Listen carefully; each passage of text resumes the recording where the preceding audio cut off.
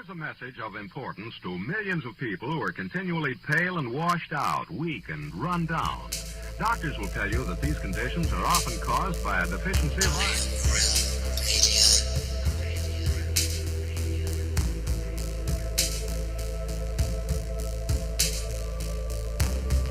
The iron you need to keep you physically fit and mentally alert.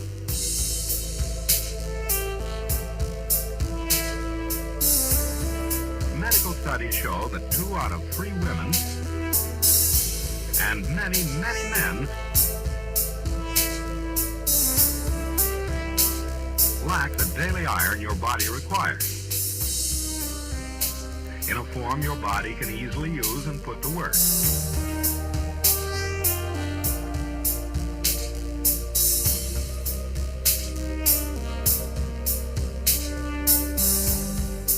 Every dose gives you more than your daily minimum iron requirement.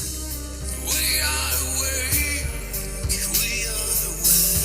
we are not alone. We are striving for more. So if you're not getting the iron your body needs,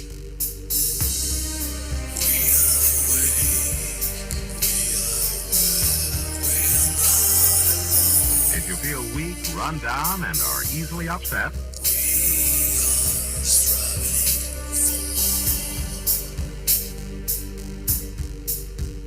start taking iron today.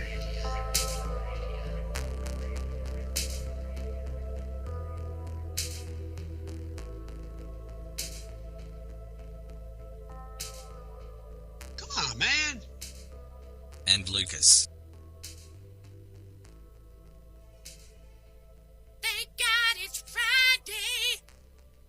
It's Friday, my dudes. And a TGIF to you all. Welcome to the Ironworks right here on the Iron Realm Media YouTube channel. Look at me go. This is not the Ironworks. This is Have No Sphere. Look, this morning I was stuck in Tuesday. Now that I made it to Friday, I'm still about 12 hours behind promoting our morning show. It's not the morning show. It's Have No Sphere, and we've got an exciting show for you. Once we can get technical difficulties out of the way. For whatever reason, Skype was being weird, Zoom was being weird. We had a hard time getting guest audio to come through. But there's more than one way to skin a cat. So we've actually got them over on Telegram. And we're piping audio in through Telegram that way. So I think this is going to be a really, really good conversation. Well, first, let's say hello to all of our guests today, all of our returning members. Well, there's Zach. Zach is here. Zach and Hank. Everybody say hello to Mr. Zachary Zabala. You might know him as Good Times for All. Here on the YouTubes, we know him as the Nomad, Mr. Too Nice for Rice, Navin Johnson, the Stay Puffed Marshmallow Man. Did I miss one? Just like there's one more. I don't know. I feel like there's one more, but I got Maven Johnson. That's one I usually forget. But hi, Zach. How the hell you doing? Yeah, I'm doing pretty good, Josh. Another beautiful day here in South Kakalaki. Yeah, you know, just I spent a lot of the day watching, Martin while he was live and wrapping up the conference and everything. They had a great time over there, it looks like. Went off without a hitch. So, yeah, congrats to Martin and everybody that was a part of that over there. It looked like everybody had a great time. So, yeah, good day. Can't complain. How was your day? My day was pretty good. Given the fire that was lit under my ass yesterday and this morning, my boss talked me down off the ledge. Reminded me that, just because some senile old fuck out there in the ether, wherever the hell he is, manages to ramble on and say some shit when he's on television, isn't any reason to freak out and get all upset. There's many a slip twixt a cup and a lip. So just because he says it doesn't mean it's going to happen. Yeah, I was actually, I was talking to Jaron about that.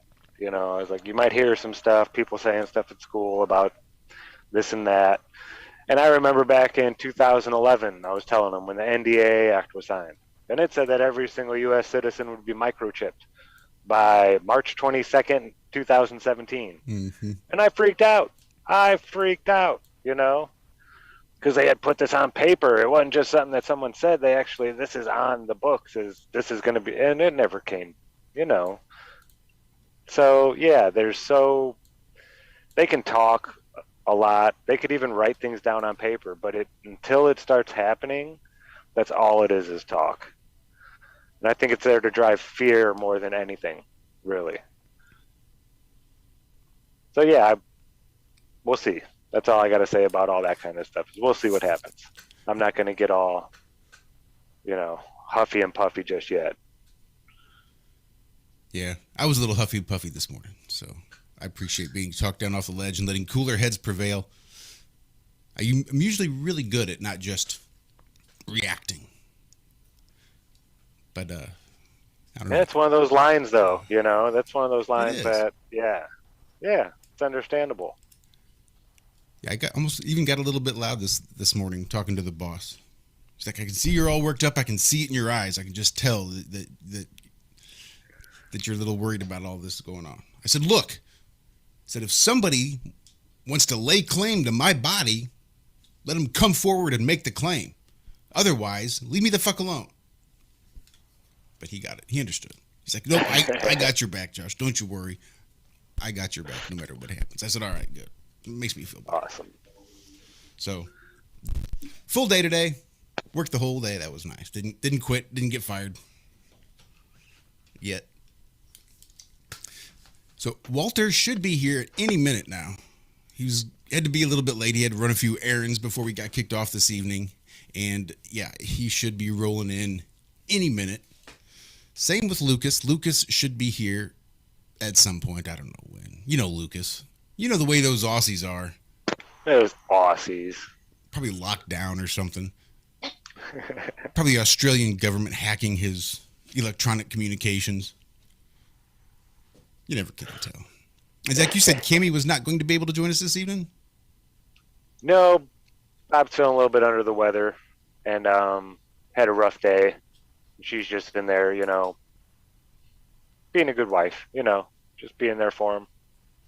Showing all good support and all things like that. She said she might drop in because she really wanted to be here, hang out with Dan. But yeah, it's just having a real bad day. So yeah, we'll see. Well, we need her to take care of him because he's got important work that needs to be done as well. Absolutely. And I know he's not been live as much as he would like to be. So we need him to get healthy and strong and come back bigger, better, and badder than ever. So I guess that covers everybody that's not here. We just have one more person to talk about that is, and that would be the man with the plan. Now, this particular show that you all are tuning into tonight has been 4 years in the making. It was December 30th. I just went back and checked before we went live. December 30th, 2017, I reached out to Dan, trying to get him on the show.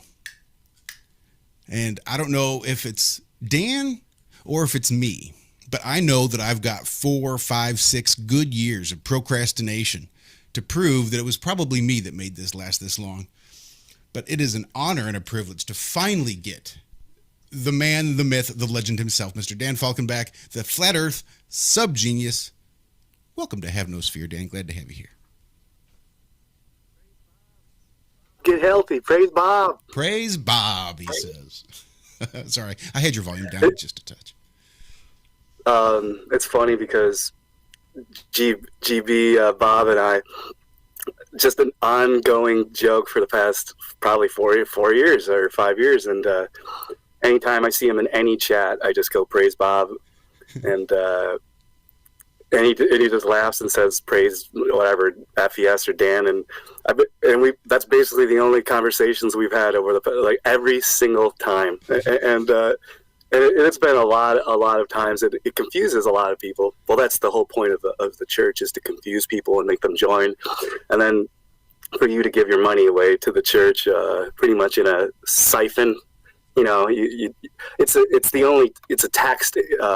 They pay their taxes, so they're unlike the other churches. So they actually do pay their taxes, and so then that they think that they're allowed to get away with things because they pay their taxes. So it's just an excuse. It's a cult of non-joiners and science fiction lovers, dino worshippers, space lovers, heliocentric lovers, heliocentrism lovers, and it's like literally a group of insane people. And I'm glad I'm here exposing that church that I was previously a member of.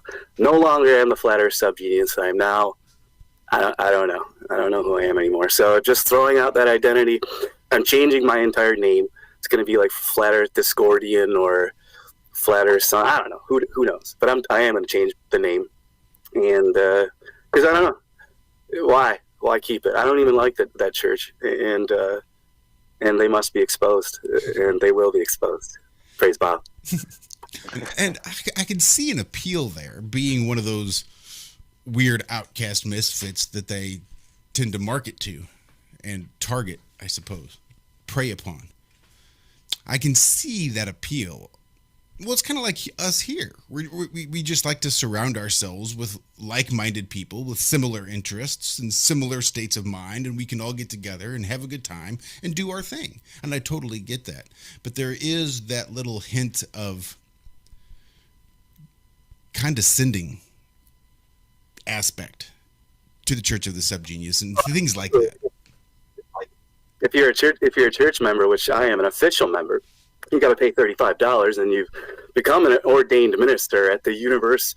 You remember, like, the funny part is that I was already, you know, the Universal Life Church. Mm-hmm. Well, like I already joined that and was already ordained minister under them, and then come to find out they're working with the Church of the SubGenius, so that's who they get their ordained minister license. So you can actually marry people and divorce people, and it's thousands of times. I've been ordained through the Church of the Apathetic Agnostics. So yeah, I can actually perform. Nice. Yeah, and funerals and all that. So if anyone in the chat room has any questions that you want me to expose about this church of non-joiners, I will expose anything you want to know about this church, this UFO sex death cult called the Church of the SubGenius. Were they into the whole Nibiru thing when that was going around? Yeah. Not only that happens every single year with the church. Like that's their actually most important day is July 5th. Every year, the Planet X, aka Nibiru, comes around and takes away the paid dues members of the Church of the SubGenius, and we get flown away in UFO sex pleasure saucers and have sex with extraterrestrials.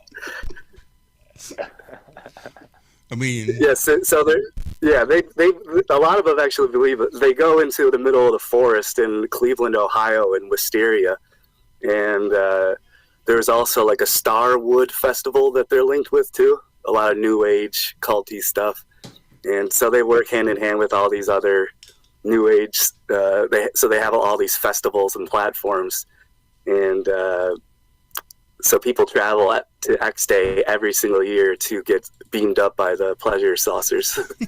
And how many people are a part of this church? Is there like an official number? Are we talking 100,000, 10,000? What were you thinking? 100,000, 10,000? What kind of range are we talking about? Yes. You nailed it. You nailed it on the head. Right. Look, first guess. It's either 10,000 or 100,000. I'm not sure, but it could be 1 million. I don't know. Like there seems to be like the only real cult that's goofier that seems to have more is that spaghetti god guy, and the Pastafarians.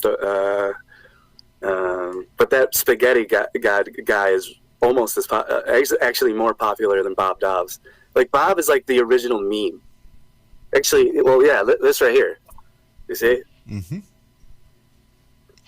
So like everyone knows that face. Or if you look up Connie Dobbs, which I did some experiments, and I asked men if they knew who this, like, do you know who this is? And then like men knew who Bob was, but I asked women, and some of them did, but most of them were like, it looks familiar.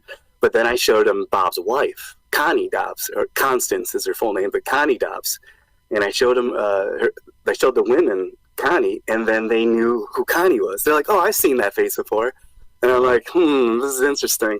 It's like an archetypal Jungian archetype type thing going on here that they stole from that too. But there's a lot of also, that picture that you chose, isn't that an interesting picture? How it shows that the globe is on the flat plane, and then the tree is coming out of the middle. Yeah, I saw that. I said, I might have to use that somewhere. That's pretty good. See if we can have Dan break that down for us a little bit, because there's a whole lot of information being packed into that one little, I don't know if you call it a tracing board, as a little nod to the Freemasons, or how you'd refer to that as, but there's a whole lot of stuff going on there. Yeah, that's one of the most sacred artwork pictures of the Church of the SubGenius.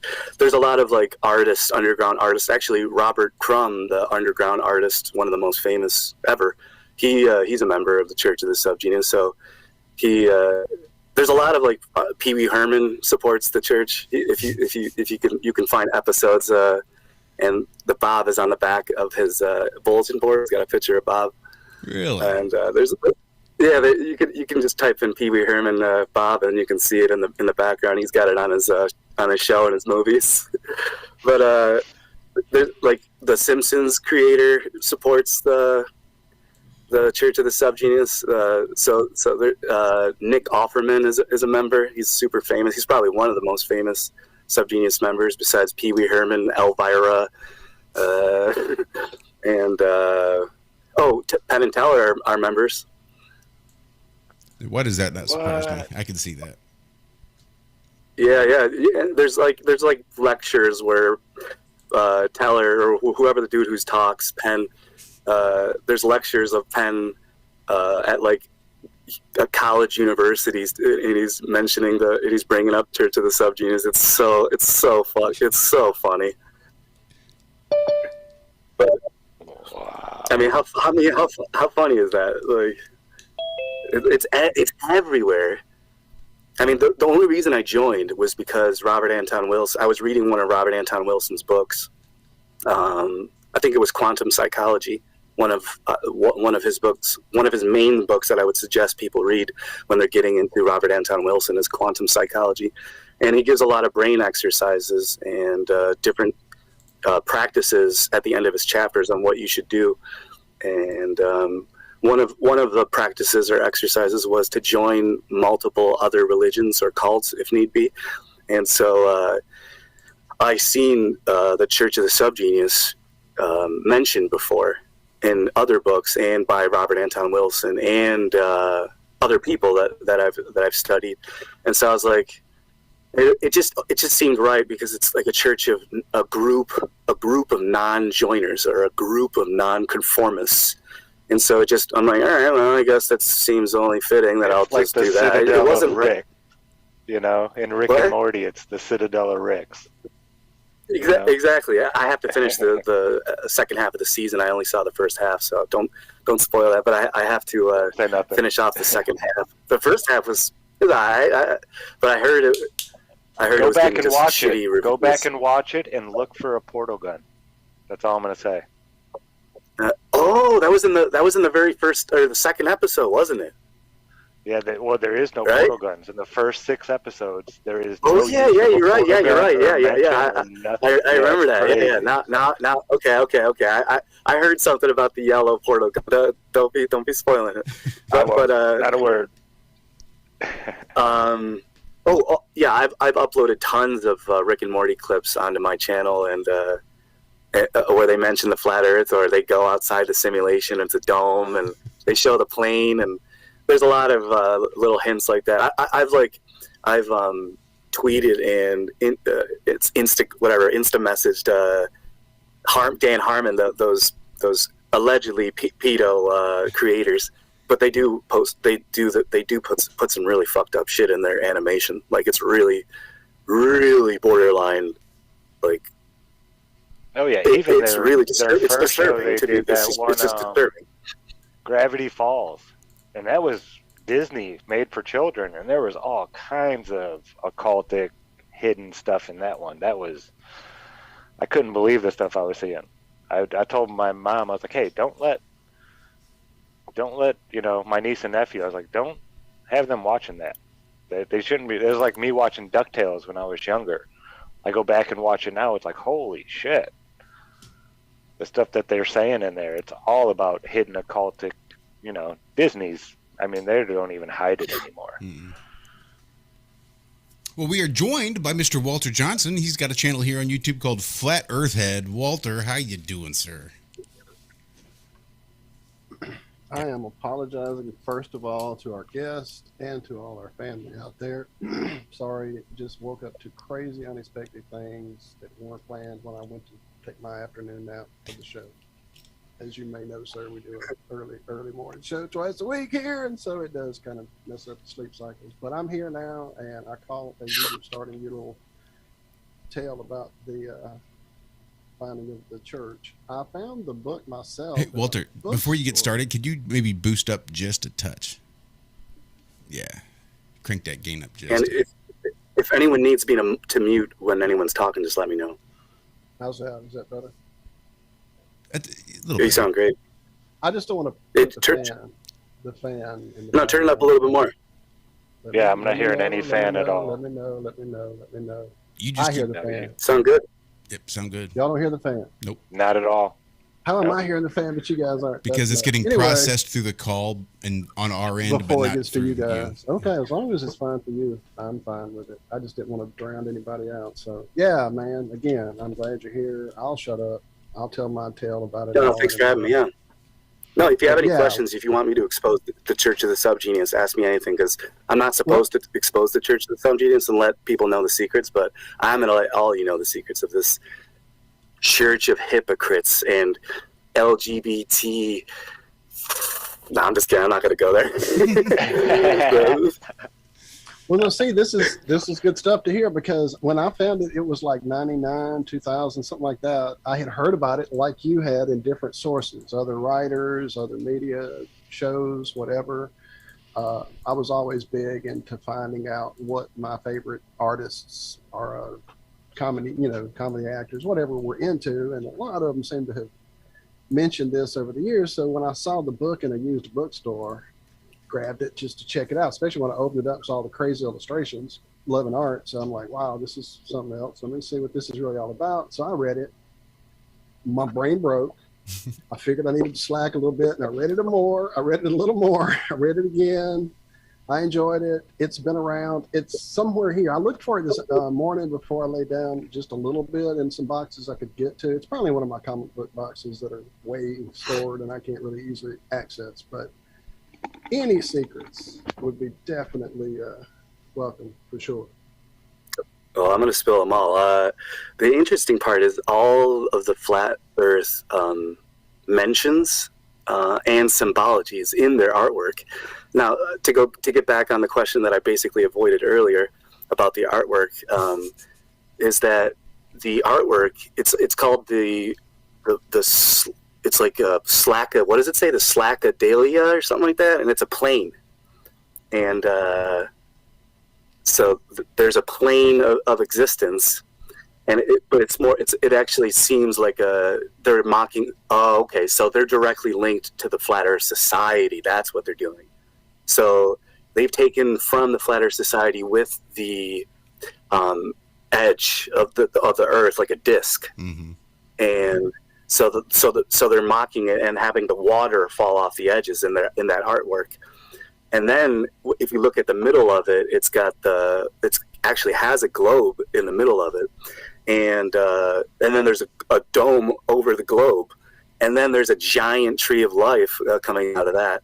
But then there's also basically the main component of the Church of the SubGenius is that they're all like hollow earthers, okay? So they believe that the Earth is hollow, but they're globe earthers. I was there about 7 years ago. That's where I was 7 years ago. I was a Hollow Earth Globe Earther.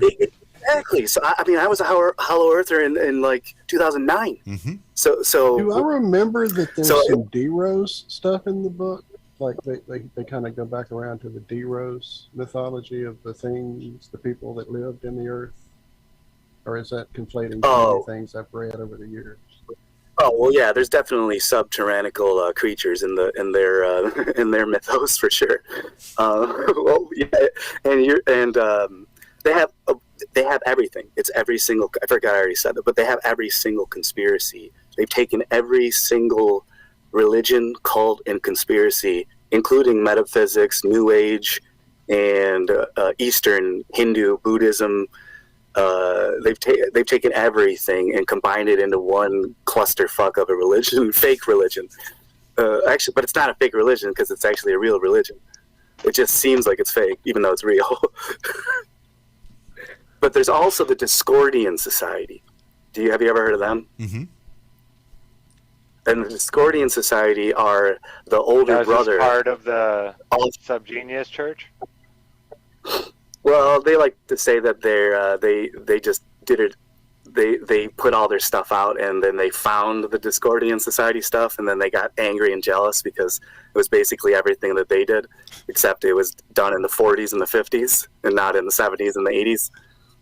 So, but actually, it goes back to even more. Like the Discordian Society directly relates to this theological and the theosophy, the Theological Society, and directly relates to like OTO and Helena Blavatsky.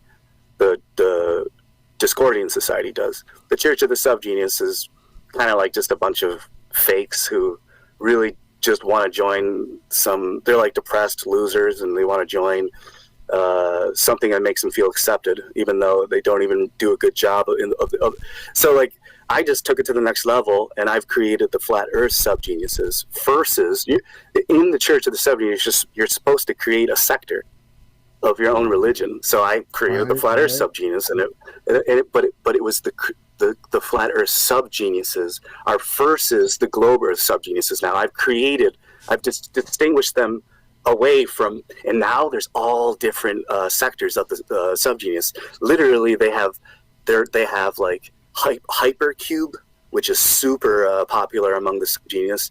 They have the Hypercube. They've also, remember Time Cube? I remember the movie Cube. Does that have anything to do with it? No, Time Cube is insane, dude. I was already a Hollow Earther and a Time Cubist in like 2009, 2010, whenever that. This Time Cube crap.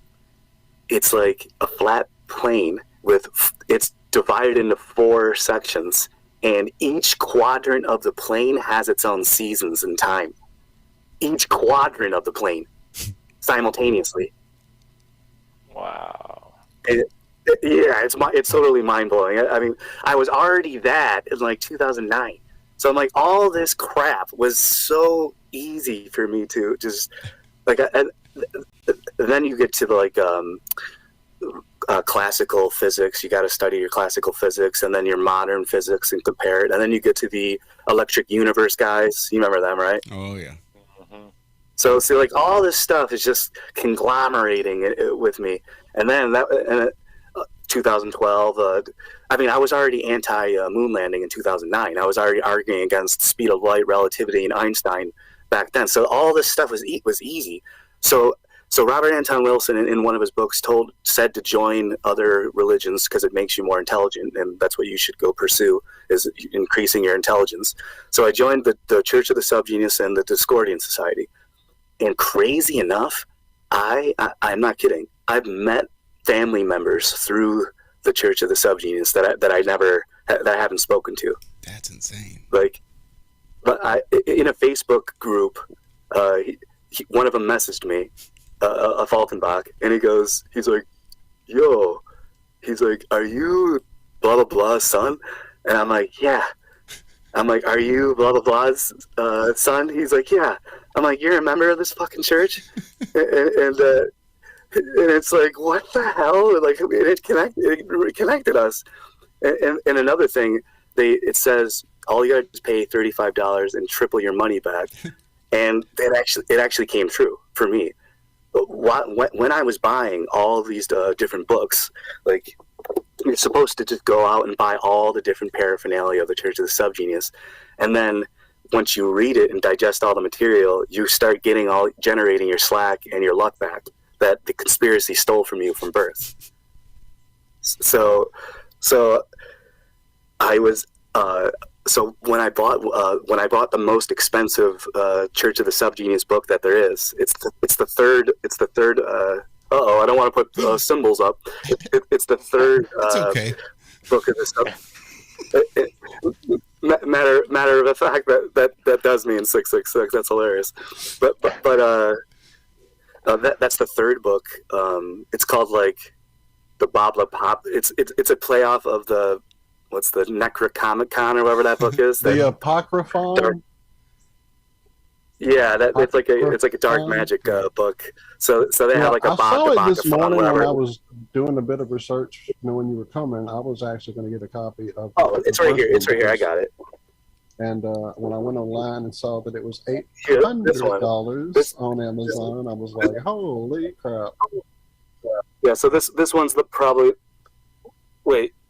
one right here. This one's probably one of the most expensive Church of the SubGenius books. There's really not many more expensive than this.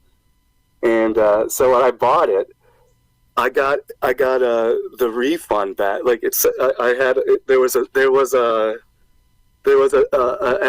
blank check with I got my refund back. I spent around I don't know, $40 or $50 on it.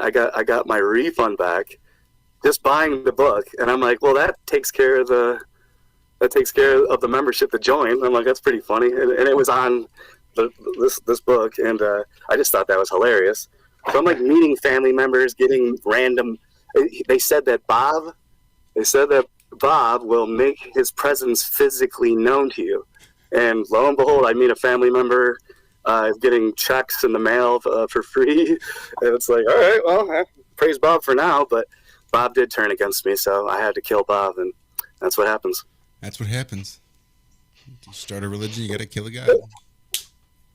But it's well, he got resurrected. He got assassinated, and then he got resurrected multiple times, actually. But this book, High Weirdness by Mail. So do they have somebody that is considered Bob right now? What?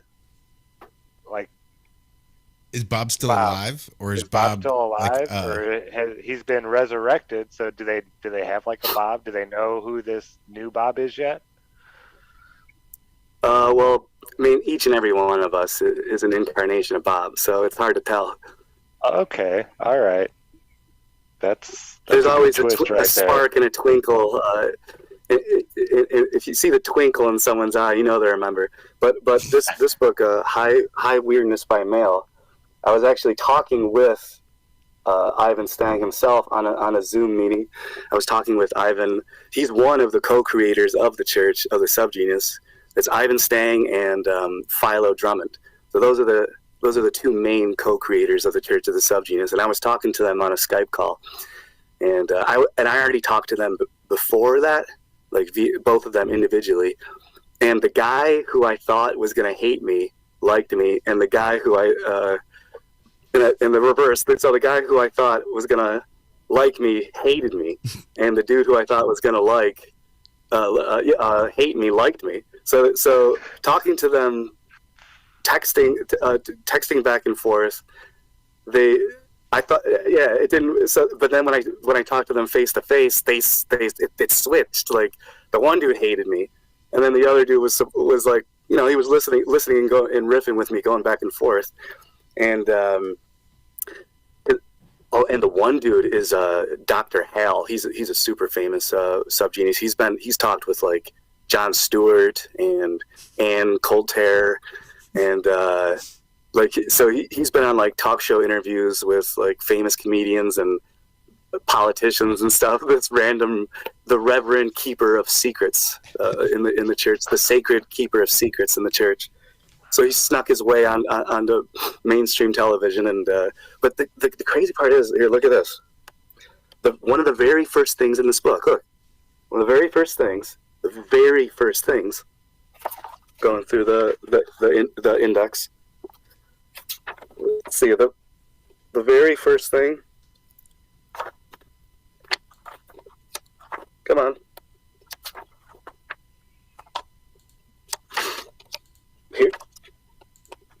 Here we go. Here it is. So we got page 27. Look at this. It says this. Flat Earth News. What? So this came out. So they showed me. This is the unknown. This is where Eric Dubé took his stuff from, which was Charles K. Johnson, the president of the original International Flat Earth Society. So it's like all linked. So Flat this Earth is News. And when did you get that book? The original. 2009 you got that book? No. This book came out in the late 80s. Wow. But so this book came out in 1988. That's insane.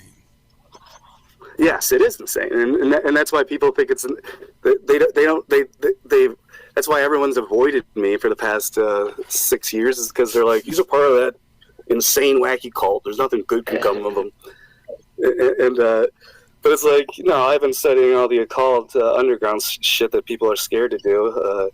But this is Charles K. Johnson, the president of the original International Flat Earth Research Society, which is now taken over by Eric Dubé. Wouldn't you know it isn't that interesting? Right there, says... The Earth is the center of the universe. Let's see if we can get that up a little better. Wow. The Bible Science Association. So yeah, I was talking to Ivan Stang about this very fact, and he forgot that he wrote the book. Quit it. Yeah, I was like, dude. Yeah, I was showing him all these different books, and he's like, oh yeah. And he was like, what's that one? I'm like, dude, you don't even. He's like, what's that one? I'm like, you don't even remember? You wrote the book. Yeah, like I showed him this. I showed him this one as well. Oh wait. This one. Yeah, I showed him this one as well, and which, let me show you a couple of the names in it. The authors are look at this list of authors. William S. Burroughs, Hugh Fox, William Gibson, Nick Herbert. Let's see here. Some other Rudy Rucker, Ivan Stang, Carrie Thornley. Now, you know anything about Carrie Thornley? I don't know anything about Carrie Thornley. Colin Wilson, Robert Anton Wilson. So this is like super rare. I guess it's like a cyberpunk science fiction, and it's probably a bunch. All these authors are creating all these short stories, and it's a super rare book. But I brought this up to Ivan Stang because his name is on the back, and he's like, "Yeah, I don't remember that one either." So I'm buying all their books, and they know he doesn't even remember he wrote them. And I mean, it's funny. The whole thing's pretty funny. Is there any thing that I'm missing in the chat room? Sorry, I'm like doing all this stuff. I went to a sale earlier. I picked this up earlier today at the. I didn't pick it up. I was gifted this by a lady earlier today. Huh. I went to a garage sale, and she said that this was her father's, and she gave it to me as a present because I bought like 120 books. He said this is what he put when he started his own library in his shop. So that's what I'm gonna do because I'm creating my shop. I got like probably like 6,000 books. That's a collection, man. I'm literally surrounded right now. I mean, if you could see, it's absurd. I have every single section, whether it's these fake wars that they've been creating since the beginning of time that aren't real, like especially World War II. But we we'll mosey on over that. Let's see here. You got all your MK Ultra crap with the government involved with their drug profiteering and laundering to the whole entire world with LSD, millions and 10 million, 50 million LSD tablets that the government's making and sending all to international spots all over the world. The hippie, the beats, the 60s era, the acid rave test, the acid head test, the original Eternal Brotherhood of Love, the Merry Pranksters, Ken Casey, Kerry Thornley was the co-creator of the Discordian Society, who was also co-conspirator in the JFK assassination. There's a question in the chat. How many of the 5,000 books have you read so far? I know you. I mean, realistically. Yeah. I mean, realistically. When you're buying hundreds at a time, it's not possible to read them all right away, of course. I mean, I definitely over 100, but it's I don't have the gall to say hundreds yet. Although I mean, I could be. I don't know. I could have maybe I have read hundreds, but it's over 100 for sure. I mean, like within the past 11 years, I read every single day. I mean, it's pretty much nonstop. I read like 5 books at the same time. Yeah.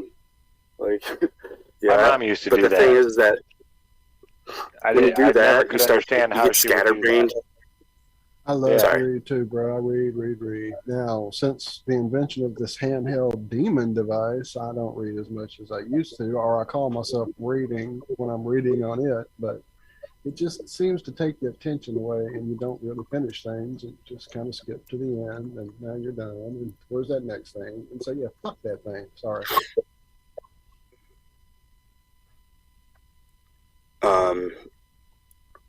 Yeah, so far they were going to buy that book until they realized it was $800.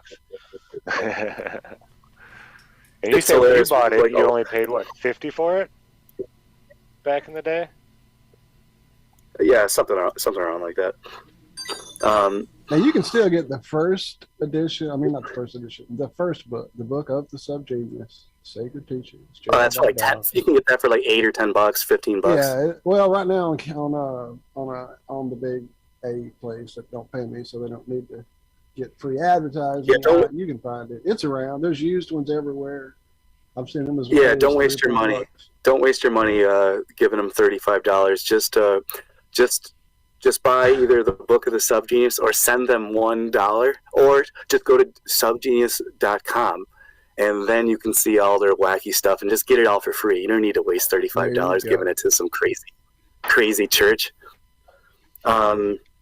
Yeah, so like there's a lot of this. Like I said, I created the Flat Earth SubGeniuses, and now there's like there really is different sectors of different shaped SubGeniuses now.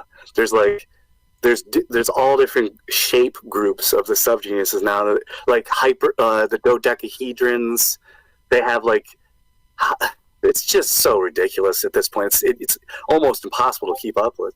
But I wanted to say something about how they hate me.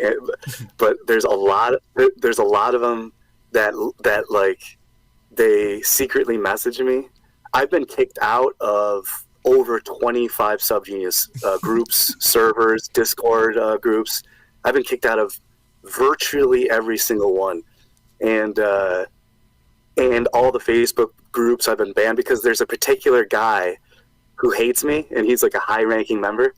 So he's like he has the keys to a lot of these Facebook groups. So he's banned me and he bans me from everything. And so it's like it's the same thing with Hollywood and comedy and science is that it's gatekeeping.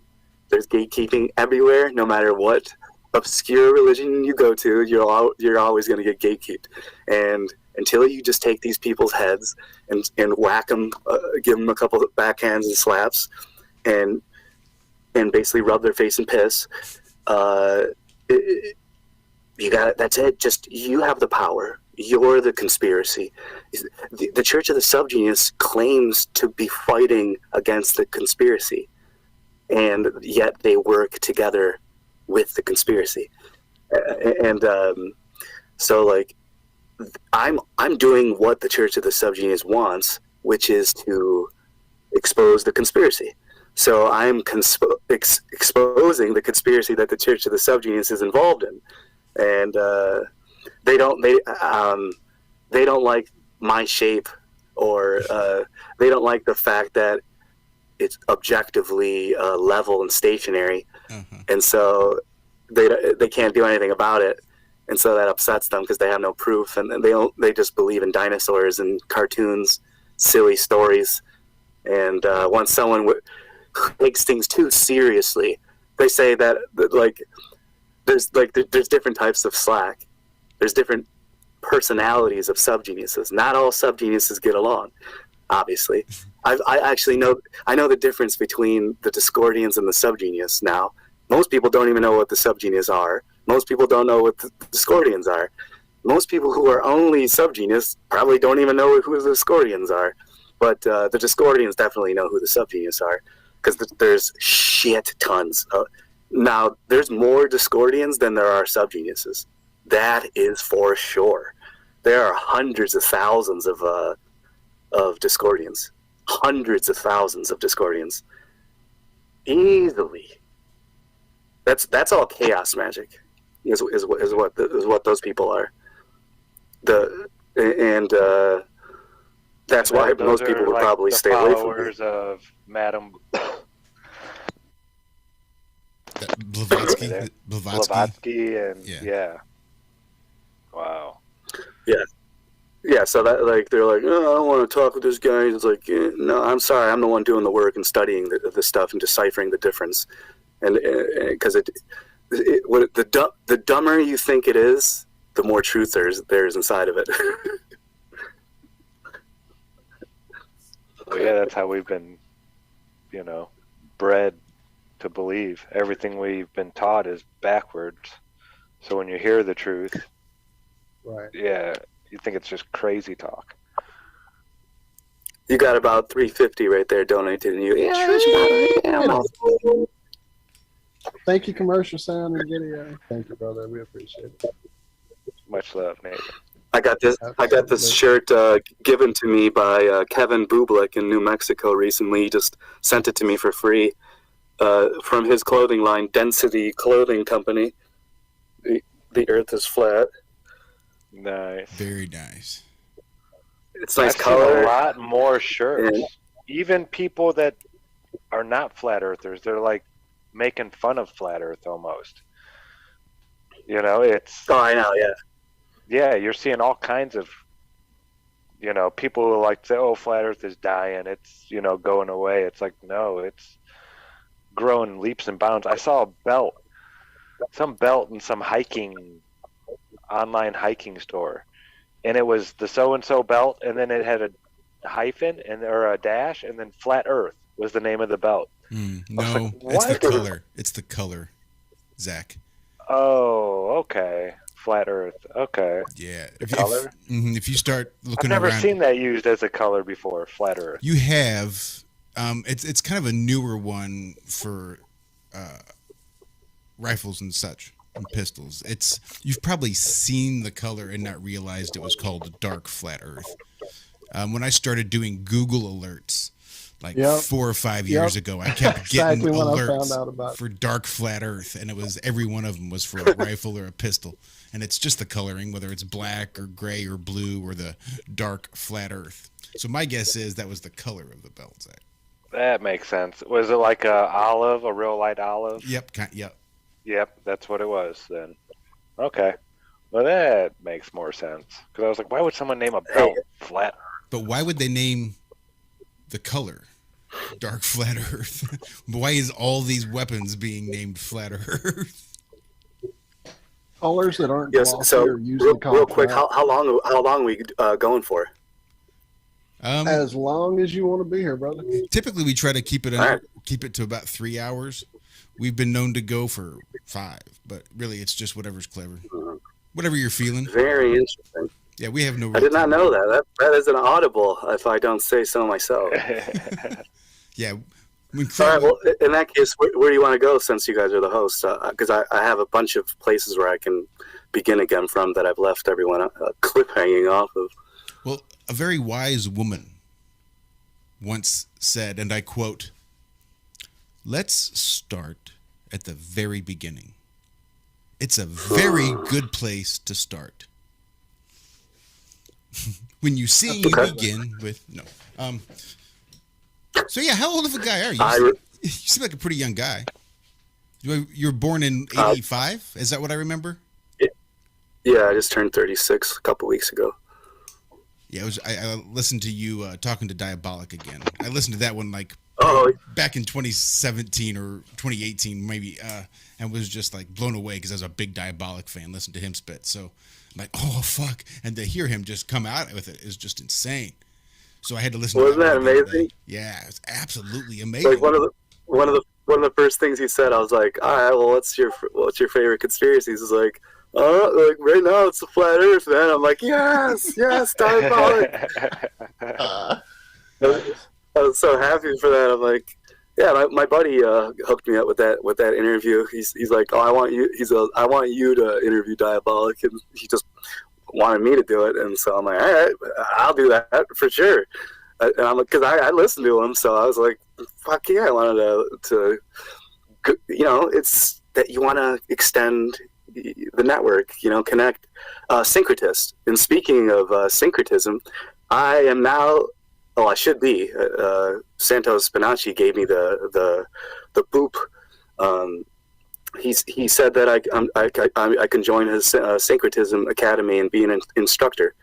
Just yesterday and today. Don't tell him. So I'll be teaching. Nice. Wait, what? You can't tell him you came here. It's gonna have to be like way on the down low. We'll pull the video off if you need us to, whatever it takes. Oh shit! No, whatever. I'm used to that stuff, but no, that's hilarious. So I should be an instructor. That's really speaking awesome Flat Earth. in a way, dude. It is. That's really awesome. Yeah, I'm pretty pumped about that. I mean, the crazy part is I've been talking to Santos for over a decade. We were talking when we were both Globe heads in 2010 and 11.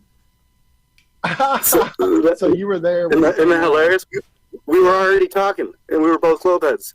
So it's like, I turned to Flat Earth publicly in 2014, and then he came out in 2015. And I was like, yes. I was like my supposed teachers or mentors have switched over from their heliocentric to geocentric plane, and I'm like, yes, clearly I'm on the right path here. If I'm turning over, I'm going on breaking on through to the other side before my mentors are. So yeah, that's pretty exciting. But like, also, I was also a fan of Myco Cremo. You said let's go back to the beginning. Okay, well, the very first thing I ever wanted to be in the world was an archeologist, and I just said Myco Cremo. I was 3 years old. One of the very first books I read was it was an award-winning book on astronomy, which I still have, and it came out in either 1987 or 1988. So I was 2 or 3 years old when I read this award-winning astronomy book. And and I've been obsessed with the constellations in the sky, and seeing all the constellations in the sky at once. And why can I not see them all? And I've been obsessed with that my whole life, to the point where I even started to study the Chinese zodiac and different horoscopes and so I'm like, okay, the horoscopes is the constellations, and okay, that makes sense, and so that even played a part with me moving. And like when I moved in my early 20s, I moved to Los Angeles. I was already a teacher. I was teaching heliocentric science and getting paid by the government. How much? About $12 an hour when I was like 22 years old, and I was teaching kids heliocentric science. And then I recorded myself getting fired. I had a recording device, and they tried to send me home because I was wearing all green on St. Patrick's Day. And so the principal called me in the office, tried to send me home, and I told her I'm not going home and changing because the kids are all acting nice, and it cheers them up when somebody wears different bright colors on these holidays. And so I refused to change, and then so I knew they were going to fire me. So then I went in there and recorded myself getting fired. And then within a year, I made a decision to do the famous crazy from New York to Los Angeles, become a comedian. I can do it. I can make it in Hollywood. And so I did that. I just drove there. I was depressed and willing to die. And so I just lived next to Skid Row for like 6 months and learned all about the homelessness and psychopaths, crazy people there, and Hollywood, doing stand-up comedy. And but yeah, I wanted to. I mean, I still have my papers of wanting to excavate the Bosnian pyramids. Remember the Bosnian pyramids? Oh yeah. So, but like, I was already studying the Bosnian pyramids in like 2007, and I already made plans to go there and to excavate the ruins. And I even printed out the registration form to do it. And this was pre-2012, and so I'm about to go to the fucking Bosnian ruins and excavate fucking ruins pre-2012. And why did I bring that up? Oh, because archaeology. And so then I find Michael Cremo's Forbidden Archaeology works, his books, and also the calendar of Adam's calendar in southern Africa, the original birthplace of man. Originally, was that Pangea theory or whatever? The origin of man, the black people, the black conscious community gets behind. Right. The black conscious community. All the masses the black of conscious land community one. is. Sorry. Go ahead. What you were saying? You just said Pangea, how like all the different continents were all like stuck together at one point, and then they started shifting apart. And yeah, like over 50% of the black conscious community, that's their ideology. If you didn't know, that's their theology, philosophy, whatever you want to call it, mythology. And so obsessed with constellations, and the main so Michael Cremo and Michael Tellinger. Now Michael Tellinger is a huge force in the flat Earth community, and I already have bought Michael Cremo's and Michael Tellinger's books pre-2012. So I'm already into forbidden archaeology, anti-NASA, and I'm trying to figure out. I was writing my own story, my own autobiography, cartoon, fantasy, comic book, movie script. I was already writing that in 2007, and in that book, which I still have and I'm still working on, in the very beginning, it's talking. I'm trying to understand. I'm describing the heliocentric model.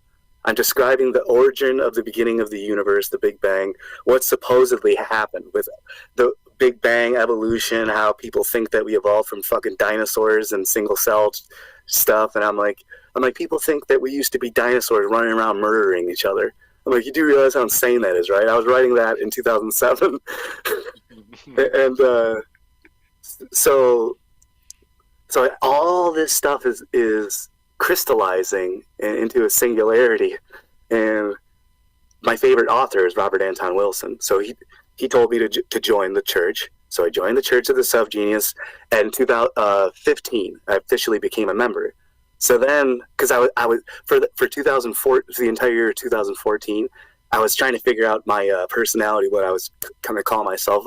Every other video I was saying I was introducing myself as a different name, and actually I couldn't figure it out. There was already and then the other Flat Earth Dan came, Daniel Pratt, and then he got super popular. I'm like, well, I can't be the Flat Earth Dan guy. I'm like, because he's got that niche down where he's screaming. I'm like, all right. I'm like, so the Flat Earth SubGenius was the natural next step, especially since where I was going. Nice, like it just has a rhythm that works. I was thinking about it all day. I was like, dude, that's such a nice rhythm to that name. It just works. Hell yeah! All right, well, I might keep it then. Oriented dude, yeah, Flat Earth SubGenius. It just works. Yeah, well, it doesn't work too much when you're trying to talk with like famous people who are like Flat Earth SubGenius. Well, you know, you then have to just create a whole new persona for those people. But most people tend to ignore it. You can tell the most like supposed enlightened people or egoless people, they will not they won't get triggered by the name Flat Earth SubGenius. But like anyone who's locked into that ideology, you're gonna get triggered. Right. That's actually the point of it is I know it's gonna trigger you, and it has. I mean, it literally has triggered the entire church of the SubGenius itself to the point where I've been ostracized, exiled, and banned from virtually every single group of theirs. A lot of the Discordian groups even too, but the Discordians are much more accepting. As a matter of fact, when I was reading the Bible of the Discordian Society, which is called the Principia Discordia or something like that, halfway through the book, I'm reading it. All of a sudden, it says, "Common sense tells us that the Earth is flat," and I'm like, it's like getting slapped by a Zen master. I'm like, what the? Because it's out of nowhere. I'm just reading it, and it's all these different crazy. It's about chaos and order. The Discordian Society, it breaks down chaos and order, and it says that obviously order isn't in control. Everyone thinks that order is control, but in reality, obviously chaos is. Because look at the world. And it's like, well, just clearly. So they venerate and worship the goddess Eris of Greek mythology, which is the goddess of discord, and that's its own. I identify as a Flat Earth Discordian now. I'm not a Flat Earth SubGenius. I'm a Flat Earth Discordian. But that in itself if you go with sounds that name, like everybody will just think you have a nice Discord channel going. I know a lot of people do that because my Discord channel is huge. I got like almost 2,000 people in it. You do have a nice Discord channel going. There you go. Yeah, I have a huge. It's like almost 2,000 members in it, and I'm the most active member, but it's active, and it's got I've gotten two warnings from the Discord staff team, and I can show you the email verbatim. They are trolling me because they know I'm a flat earther. They said in their email that we're like rocket boosting. Sorry, but like you're gonna rocket boost your way out of this place if you keep it up. Like this is from the actual. Good Lord. I'm getting an email from the Discord server about a warning. Rocket space puns. And I can show you it, and I couldn't believe it actually because I got banned from Telegram my first week joining it. I created my group on Telegram. I had only 15 members in my group on Telegram, and supposedly Telegram's freedom of speech. I got banned within 1 or 2 weeks of my first time joining on Telegram, and I was already in groups of Flat Earth groups and SubGenius groups and all these other book groups, but I was already in all these other groups. They have thousands of members. My group only has 15 members. I joined, boom. Not only is my group banned, but my entire phone number was banned. I tried to join. I can show you. I have screenshots of everything. I tried to join. It says your entire phone number is banned from joining Telegram. So then I had to join on my mom's phone, and now I have a different group, and that's how we're talking. But I'm banned. I've been banned. I'm banned at least 6 months out of the year on Facebook. I'm banned right now on Facebook for 10 more days from a 30-day ban for calling a guy a leech. What? You can't call guys in the chat room. You can't call people animal names. And I'll give you an example. About 5 months ago, I was banned because I called a woman a pig. I got banned 30 days for that. Okay, I mean, it's justified. And then after that 30-day ban, I came back, and then I was in an evolution debate with some dude. It was actually in a Church of the SubGenius group. So I called him a monkey. I'm like, okay, monkey boy or something like that. I said, okay, monkey boy, or space monkey, something along those lines. I called him a space monkey or monkey boy during an evolution debate, mind you. And boom, 30 days for that. So I called a woman a pig. I got 30 days. I called a guy a monkey. Got 30 days. I'm banned right now for 30 days. 10 more left. I called a guy a leech.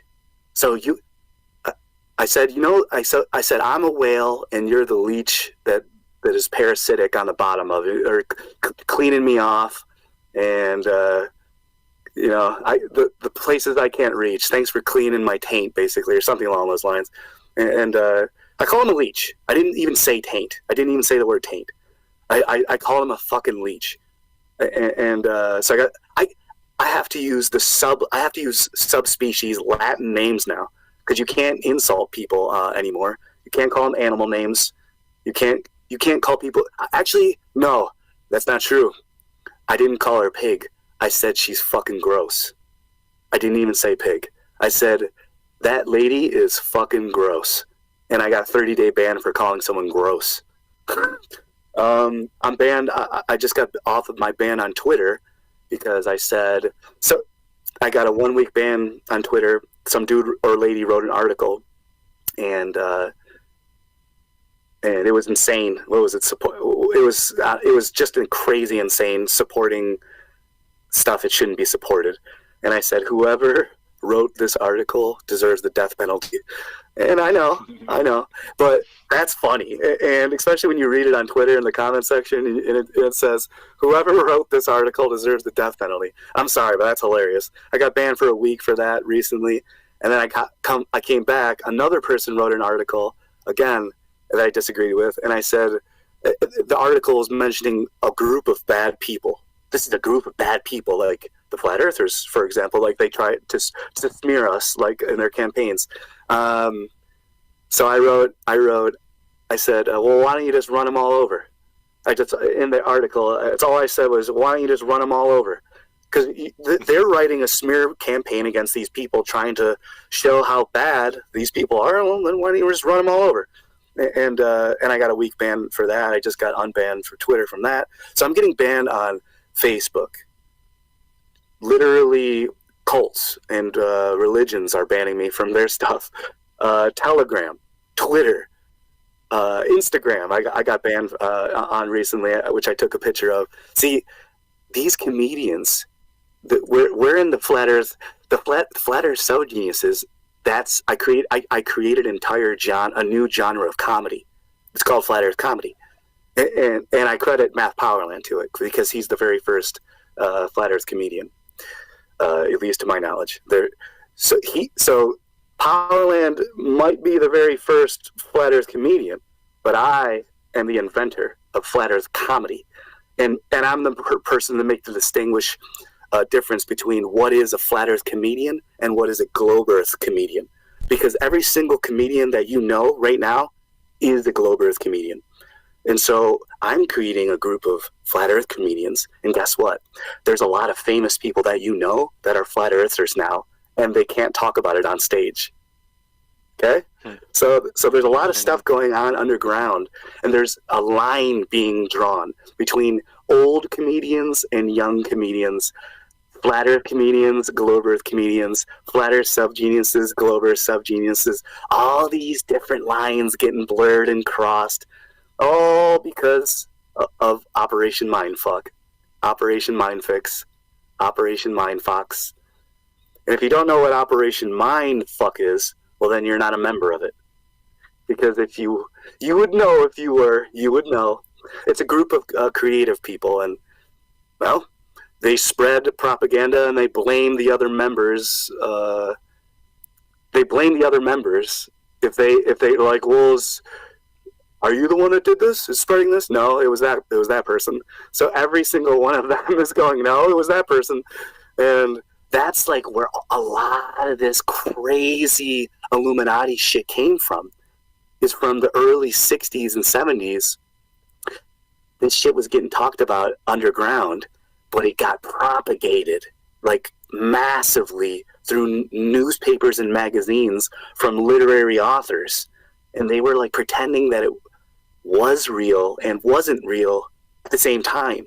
And then everyone was freaking out like they did in Orson Welles' War of the Worlds, fake alien invasion on the radio that made people freak out and die and move out of their hometowns. You know all about Orson Welles and the War of the Worlds, right? Fake alien invasion. Sound familiar? Oh yeah. Oh yeah. So this motherfucker. That's what the Discordian Society, Operation Mindfuck, and basically the Church of the SubGeniuses is all these different secret societies, but they're not secret because they're public. So it's like, it's not secret, it's public, and we're the ones. We're just letting you know about these stuff. Like, they don't let you know that this stuff, but these cults and religions do. What does it say? It's a fake religion disguised as a joke, disguised as a. It's like it's ridiculous. They try to go so meta and get into it, intellectualize themselves, make it seem more grandiose than it really is. I mean, it's a good tactic. I have these books that I want to open real quick. So if you want to take over while I'm opening up these books that I'm gonna open up these books live. Just these 3 books real quick. I'll make it pretty quick. Right on. Yeah, sure. We'll. I want to thank everybody for hanging out with us there in chat. Apparently, you've had a few trolls follow you over here. We are like 98% troll free. We don't ever have. Like, we're so underground. We are a niche show, even for flat earthers. What does that tell you? What are the trolls like? Let me go investigate. I don't even know. I've not been really keeping too close an eye on there. I know I kind of glance over now and again because I'm all wrapped up in this with you, Dan, and I glance over and see someone else is gone. So I know everybody there in chat's on it. I appreciate you guys taking care of things. I did see some stuff a little earlier, and some questions about details of how this works, how that works, the 101 stuff that we've covered many times over many years of being here, and many people in chat pointing out many helpful where's my out helpful places to go see such information. I know a little friend of ours, David Weiss, just updated his app recently, the Flat Earth Sun and Moon Zodiac app. If you don't have it, get that motherfucker. What are you doing? Get it now, man. You can find other flat earthers, and you want to see just, since it's a dying thing, let's see how many are currently hanging out in the States with us. Uh-oh. Taking a minute because apparently there's a gazillion. Wow, it is almost the entire outline of the USA. Sorry, I'm being silly. But dude, truly, if you want some information, folks in chat who are genuinely looking for some serious answers, it can be found right there. David has collated quite a nice little group of videos, lots of detailed ways to search for information. Go get it. Go do that right now. Did I blow that commercial for you, Zach? I'm sorry. I'm eating up your commercial time. You're supposed No, to be doing that this was and getting paid. Did you say the name of the app? I tried to, but I probably garbled it. You say it so much better than me, and I know you get 5 cents a word. So no, I'm just kidding. I'm Flat just Earth, kidding. Sun, Moon, and Zodiac Clock app by Blue Water Bay. If it's not by Blue Water Bay, please do not send David an email telling him his app sucks, since that is not his app. Blue Water It's Bay. not Blue Water Bay. You bought a baller. Mm-hmm. You just paid a baller. So here's 45 seconds. I think I did manage to dig this one out. I'm not sure how much of it is actually cut because I've got so many different ones. So we'll just take a quick listen just because it's always entertaining. Proven beyond any doubt that there's never been a Jesus and there's never been a globe. For you. And no, not for me. It's a fact. It has been proven. Proven. No, not for me. Jesus the historical is a satanic lie. Not for me, okay? So, Santos, do you think there are people out there that would say that it is a proven fact that he did exist? Do you think the opposite stance exists? Hey, listen, whoever that dumb fuck is who said, for you, I want him off this panel or I'm off. Understand?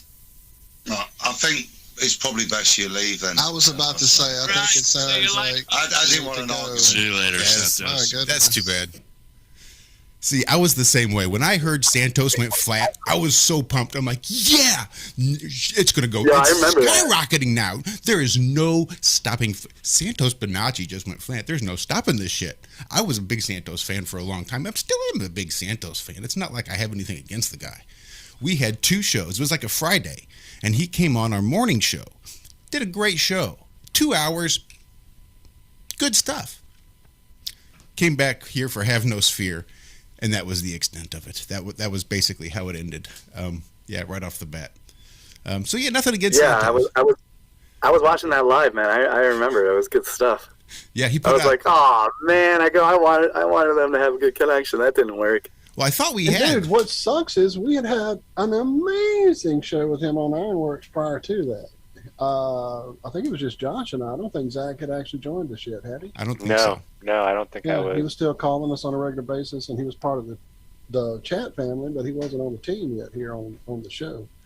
And so we were excited to get Santos over here, and dude, it was like, yeah, and you saw it, the train wreck that occurred just out of nowhere. It was like he came in hot. I mean, before that occurred, him and Rob had already kind of bumped heads over some math he was questioning or something. It was just a lot of just like whoa kind of energy immediately. And yeah, unfortunately it derailed quickly to the point that there was an active little He put a vendetta bounty going on, Yeah. right? A bounty on us there. He did. He paid.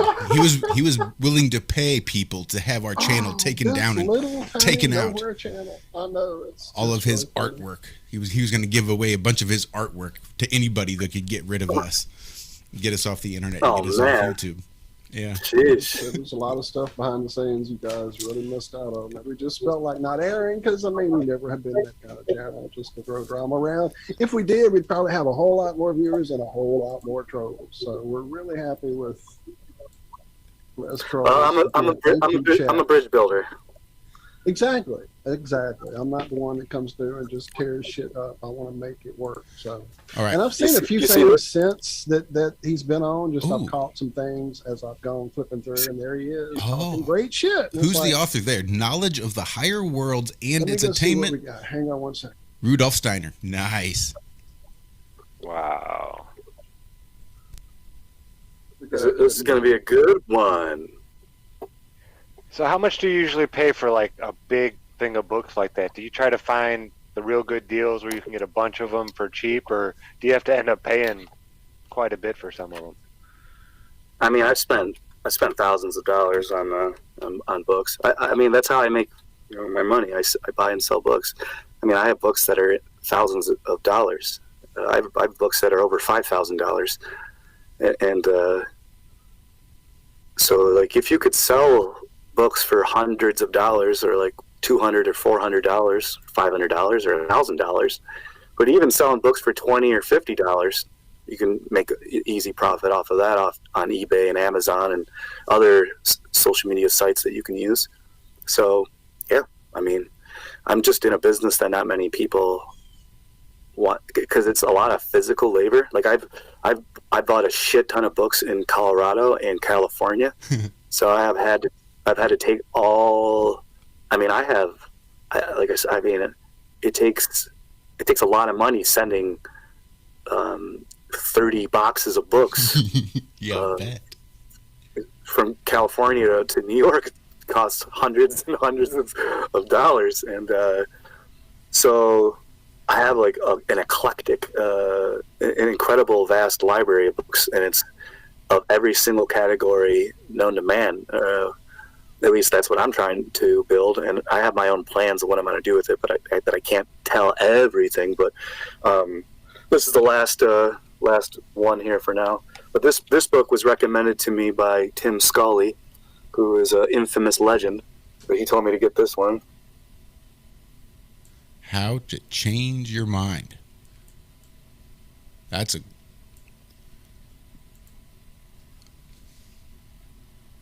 Shit.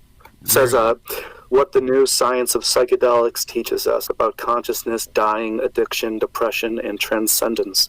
Michael Pollan. This book actually gets into the government, CIA, MK Ultra connection, along with psychedelic movement as well. I haven't read it yet, but I just know it because, well, I know. Yeah, I remember watching a movie.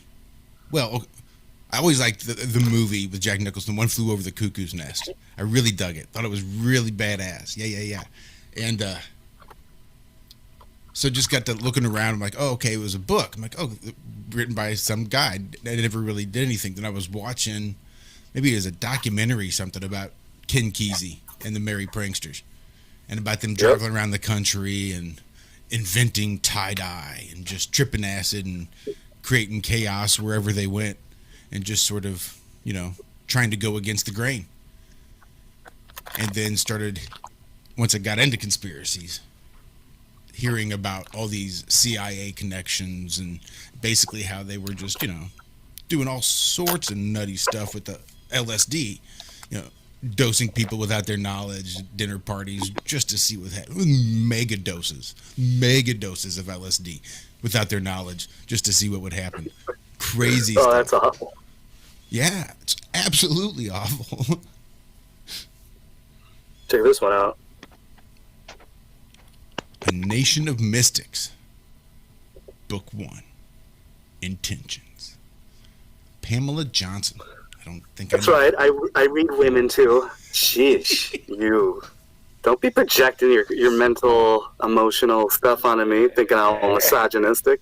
I mean, just because female comedians aren't as funny as male comedians doesn't mean I think that we're superior. Well, I mean, what if you take into consideration that they're women? I think you could, on that scale, maybe give them a handicap and call them just as funny. It's all relative. Yes, exactly. I don't want to offend anyone. I'm just kidding. You guys are so funny. Periods are funny. All right. So what's the? There's also this. Oh, okay, yeah.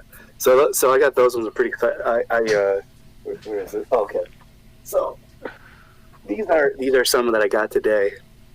I got The Secret Teaching of All Ages today. I got 2 Manly P. Hall books today from the Hall. I got tons of Christian. I mean, the saints, all the different saints that they have. They have so many saints in Christian. What's it called? Like mysticism or religion, and like there's different sects of. There's a word for it. I know too. I can't remember. Real quick though, there was a bookstore in Oregon. Can't remember the name of it now. It's huge. It's on the corner. Huge, multi-story.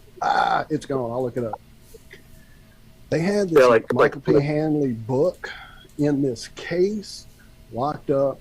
That was like, it looked like something you'd find like in an old catacomb and shit. It was like worn and edged and crazy looking old shit. Even though he didn't write stuff that old. I guess it's an edition they had made look that way. Anyway, it was like Yeah, I wanted to get it, but it was like in the $500-$600 range. But they great bookstore. I love books, man. Go ahead. I'm sorry, I just got excited because I love his book. Well, before you go, I just want a real quick shout out Michael Haley. Give him a big congratulations. He just got married.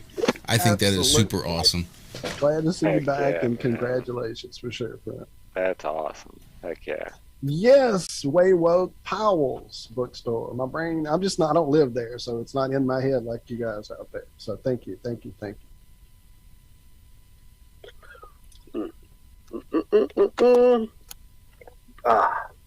Cool, man. I appreciate you guys having me on. That was nice. I really don't. I'm starting to do like interviews and stuff. I mean, I've been talking to Flat Earth British since he came on the scene, and I mean, I couldn't tell you how many we've talked tons of times, and but we never talked like over a discussion over YouTube. And it's like we same as you, where we both have said we were going to do it for 4 years, and we just.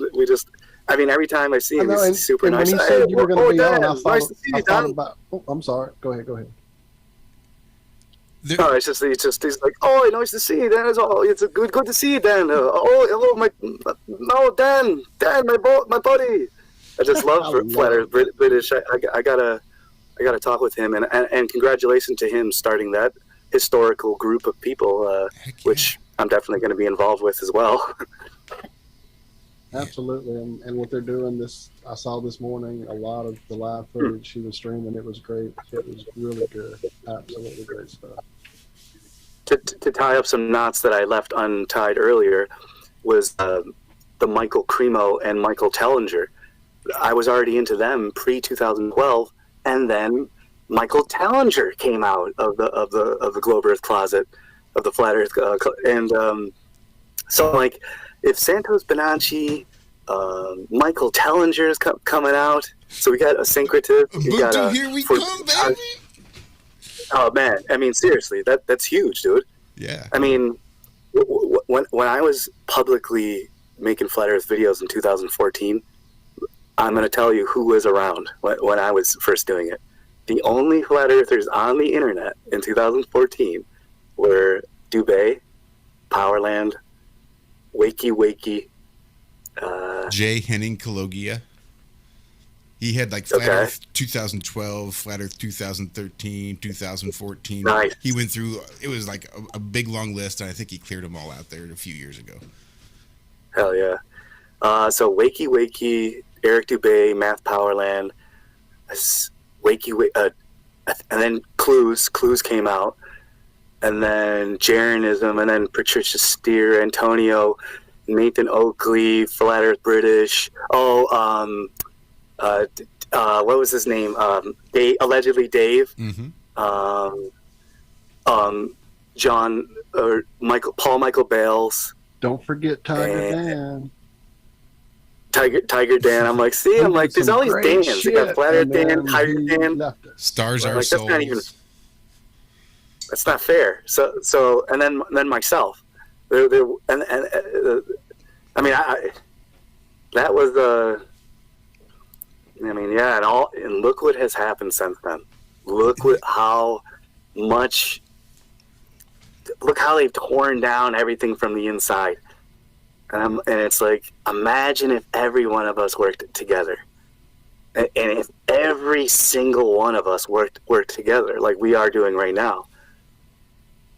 Oh, what would happen? And since it didn't, it's no big deal. Whatever. No big deal. You know, bridges get collapsed and buildings get collapsed. You know, shout out to the 20-year anniversary. And also, if you check my channel, I just uploaded a special video for all the people watching. All you gotta do is check out my channel right now. I uploaded a 10-second video for everybody, and I did it specifically for you guys today and the 20-year anniversary that we're all just so happen to be involved in. So that's all you gotta do is go to my channel, check. Actually, could you guys it's only 10 seconds. Could you just click it? And I want to see your reaction live. I want to see what you think. Yeah, for sure. Hold on, let me. I was actually in the process of trying to get this thing up here, What I've got is I was about to share it as you were about to stream it, so we're both on a similar page. I'm going to go to the chat Here's the room. link for the chat, everyone. well, we were doing two different things there, Walter. Oh yeah, Well, I I thought you were gonna cannot forget. play. I can't forget Brian Mullins. Cannot forget Brian Brian Mullins. He was Mullins huge. is a legend. I said there in chat when someone mentioned it. Sorry, trying to Thank, multitask. You want me to thank, play the video thank you real quick, for yeah, thank you. That you cannot forget. So when Santos, I mean, I was trying to get all these people together. I was calling out Alex Jones, Joe Rogan, comedians, people I loved that people Dude, I really jumped in haven't heard of, Rogan's like Bill ass Donahue. when he started sucking homeboy's dick on air about the moon landing. Oh, I was a retard for thinking the moon landing. It's like, you fucker. I got on Twitter immediately and just roasted him for like 2 or 3 days straight. Sorry, I just fuck that dude. Fuck his toe ass. So I did drop a link in chat for an interactive map from the Flat Earth Sun, Moon, and Zodiac Clock app. So We'll share. you can go through and kind of zoom in and just kind of see how many people. It's crazy. He's up to 12,000, almost 200 now. It was 10,000 yesterday, 11,000 this morning. We're at 12,000. Wait, what? It's gaining by the thousands? Look, he's got 100,000 people signed up for the app. The 12,000 people, blue dots that we see, that's just the people that have the app and signed up for the Friend Finder. Oh, Yeah, you I won't heard show about up that. as a Very blue cool. dot until you actually just go having the app into the doesn't Friend got you. Finder and actually fill out a Yeah, name. I heard about that. kind of I stuff. saw that actually. I was Dude, wondering you if it was would be legit. amazed So at all now the I now different got countries. confirmation. Saudi Arabia, Iraq, Iran, Kazakhstan, Russia, Ukraine, like Algeria, host me, Libya, Nigeria. Oh yeah, I remember what I was going to say. I was Kenya. trying to get Mike. I was trying to get Nassim Haramine. I was trying to get Nassim Haramine on our side because that would have been huge. That'd been tough. Bruce Lipton. I'd like to get. I tried to get Mark Passio, but Mark Passio directly denied and refused it to the point where he's totally anti-flat Earth now. You got to realize that these people have the globe symbolism in their books and in their like logos and stuff, so they logos and everything. They have to admit that they're wrong. Like people like Graham Hancock, they can't go on it because they're already famous off of Globe Earth tricksterism.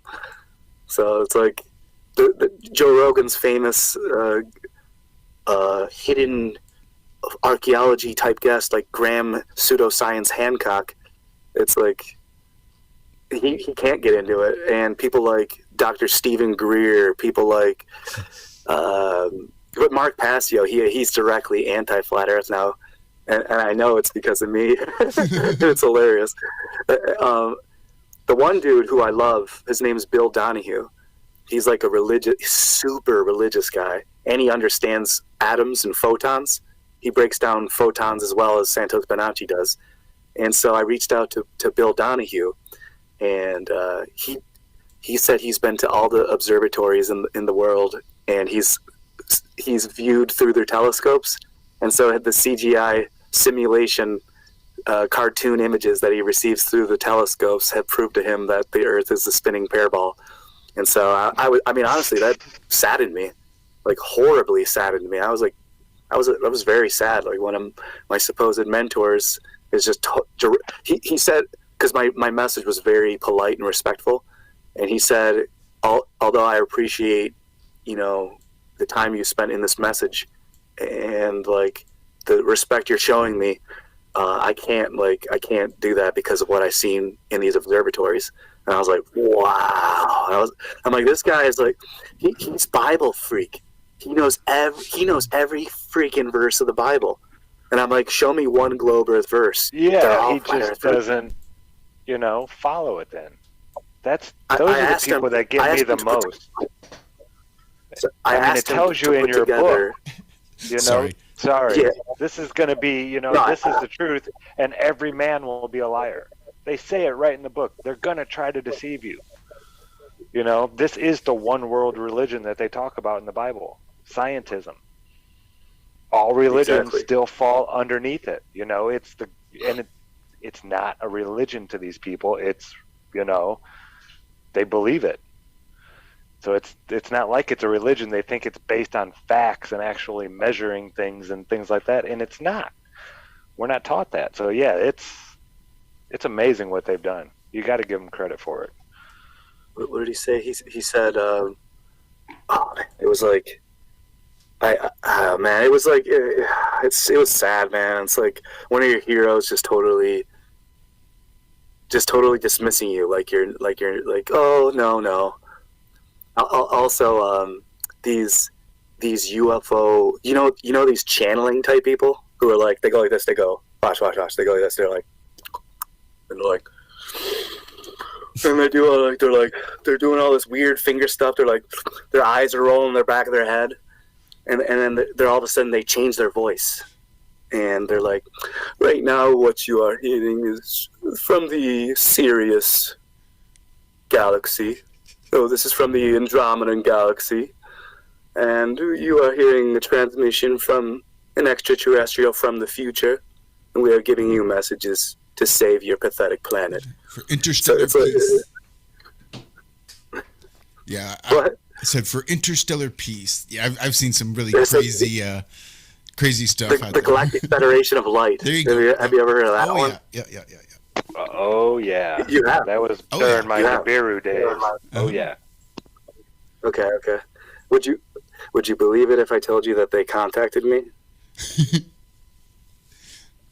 I would believe that you believe it.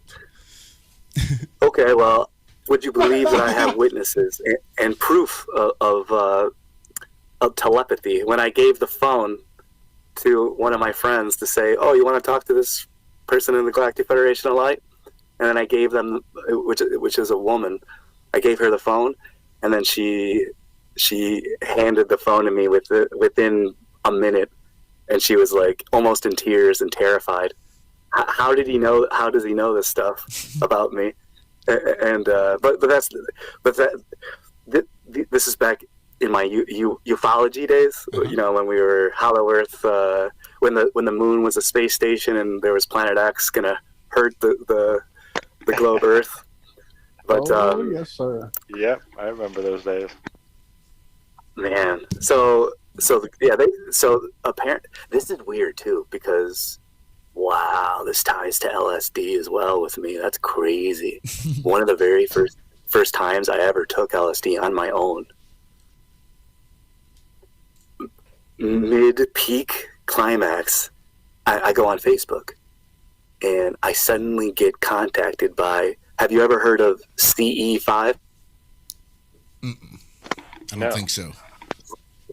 CE5 is one of Stephen Greer's groups, and so when I was on, this is the very first time I ever did LSD. I was 27 years old, so the Forever 27 Club. Uh-huh. Yeah, you might as well join them, and but the old Dan died that day. So what happened after? Because I didn't want to. I was totally against anything synthetic. So, but that changed at 27. I was like, all right, well, it's time I grow up. And so mid peak, I go on Facebook, and oh, by the way, I just finished watching. The whole point of it was I'm going to take it, and then I'm going to watch E.T. Why? Wait. So why E.T.?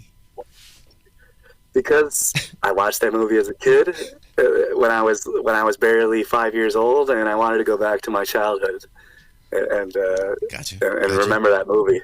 And it was the first time I watched that movie since I've been a kid, so I knew it was going to bring back some stuff.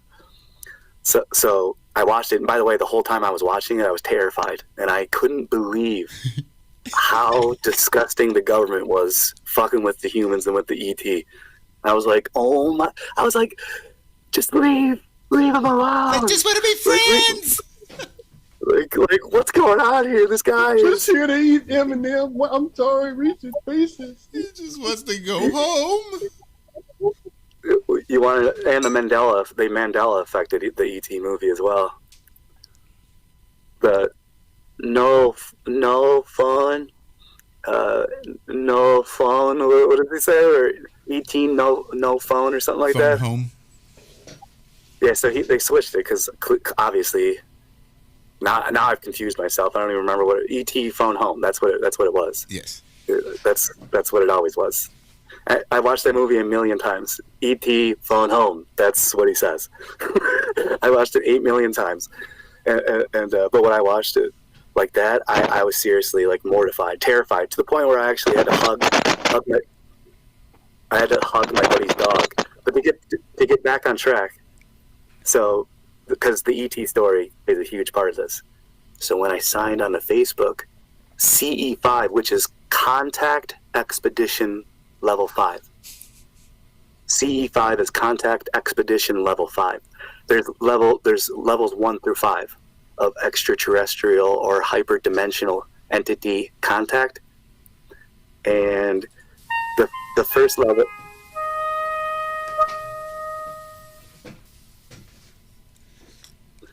The first level is the lowest level. So CE1 is the low. Contact Expedition 1 is the lowest level. CE5 is the highest level, and CE1 is when you get abducted. You get it? CE5 is when you're asking and getting invited, and you get invited on the craft. So it's the opposite. All right. What the hell's in between? And yeah, that's for you to find out. So what happened to me was CE5 contacted me, and I was like, wait a minute, so I am doing this? Because I was like freaking out, because I was pretty sure there's an alien right next to me about to abduct me or invite me. And here's the crazy part, because it's already crazy, but the person who messaged me telling me, do you know what CE5 is? Their profile picture was him hugging a life-size statue of ET. That's a little. So I just finished watching ET, by the way, and I'm peeking, and I get that message saying, "Do you know who the CE5 is?" And I'm like this. I'm seriously like this. I'm like this. I'm like.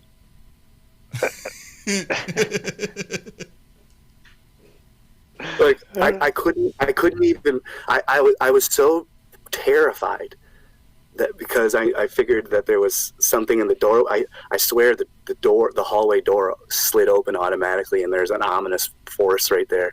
And I'm like, I'm pretty sure that's something. And I didn't want. I refused to look, to the point where the shadow figure just came right next to me. And it was on my, they always say it's on your left-hand shoulder, which is where I'm pointing right now. The Carlos Castaneda books I first read to get myself involved into this psychedelic realm is, he says that death always lingers over your left shoulder. And this ominous force, while all this is happening, is right next to my left shoulder. And I'm like, oh man, does that mean I'm about to die or something? So I refuse to look. This is not the first time that this has happened to me, where you get confronted with a chance to look at something that you're not supposed to. Most people will totally turn away. They'll turn into the monkey who refuses to look. And I've been that monkey who refuses to look many times in my life. But it gets to a certain point where you're sick of being a coward, and you gain the courage. And nature loves courage.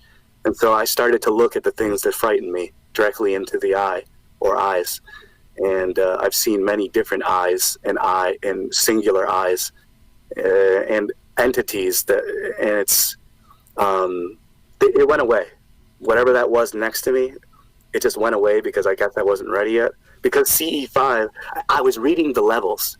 I was reading the levels as I was puking, and I'm like, I'm reading it 1 to 5, and it's saying, it's like you're gaining the ability to be able to call upon.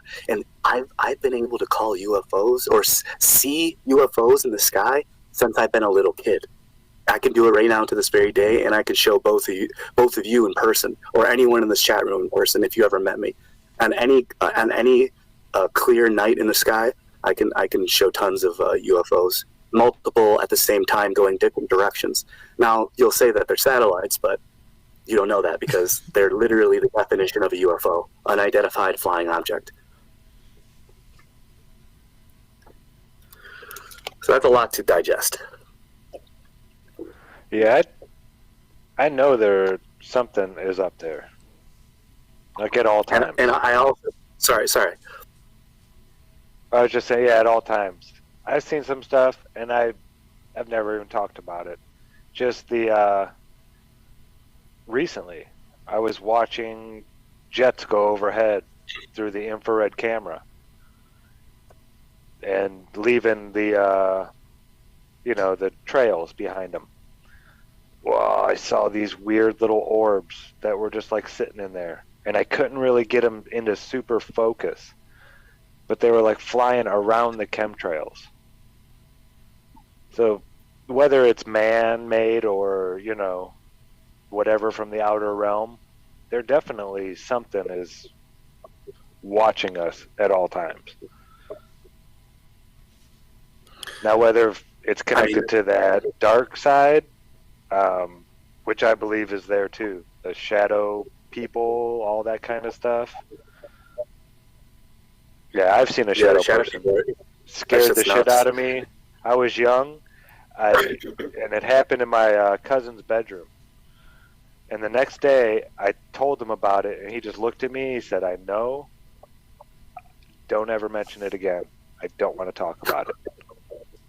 And we were like 8 years old, 9 years old. Yeah, and he, to hear a young child say something that serious and be that serious about it, I could tell he was just terrified as soon as I said it.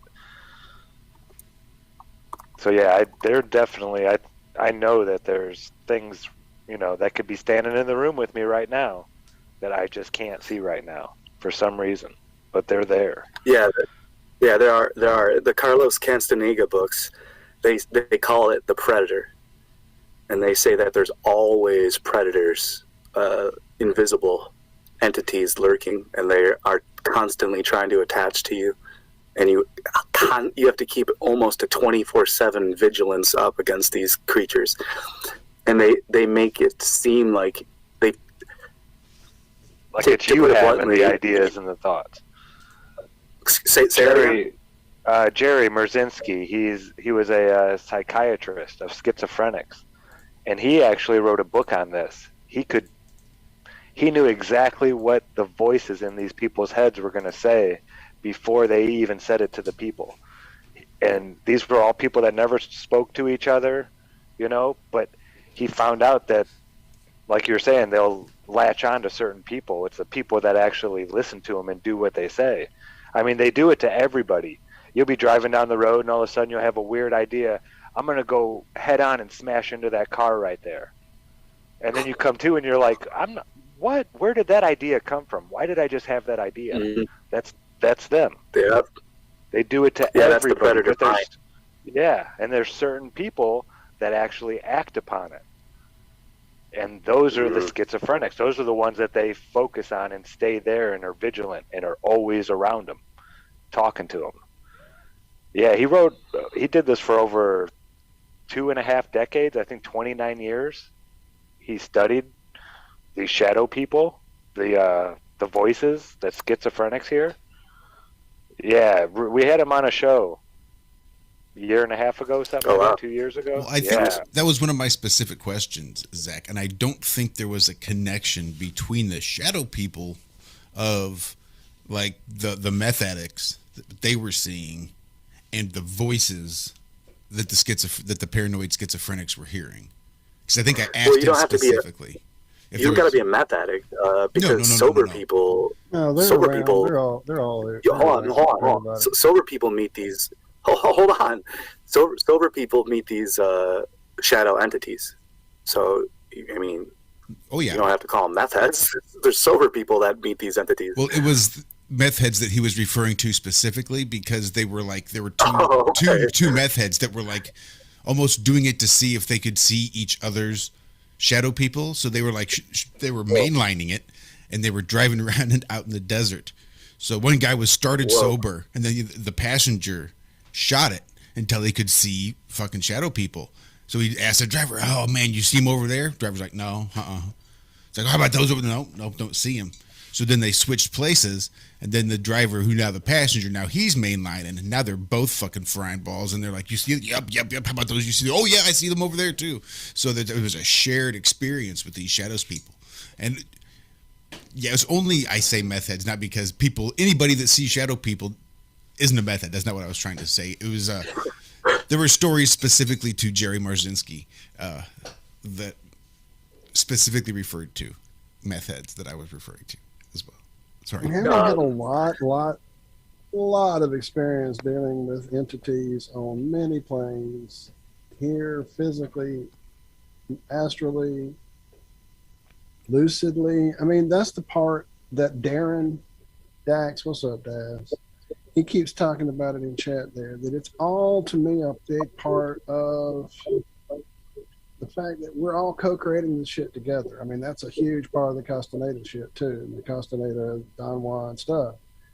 You know, we are creating it all from out somewhere else. You know, there's these entry points that we get here through. Call them stars, call them what you will.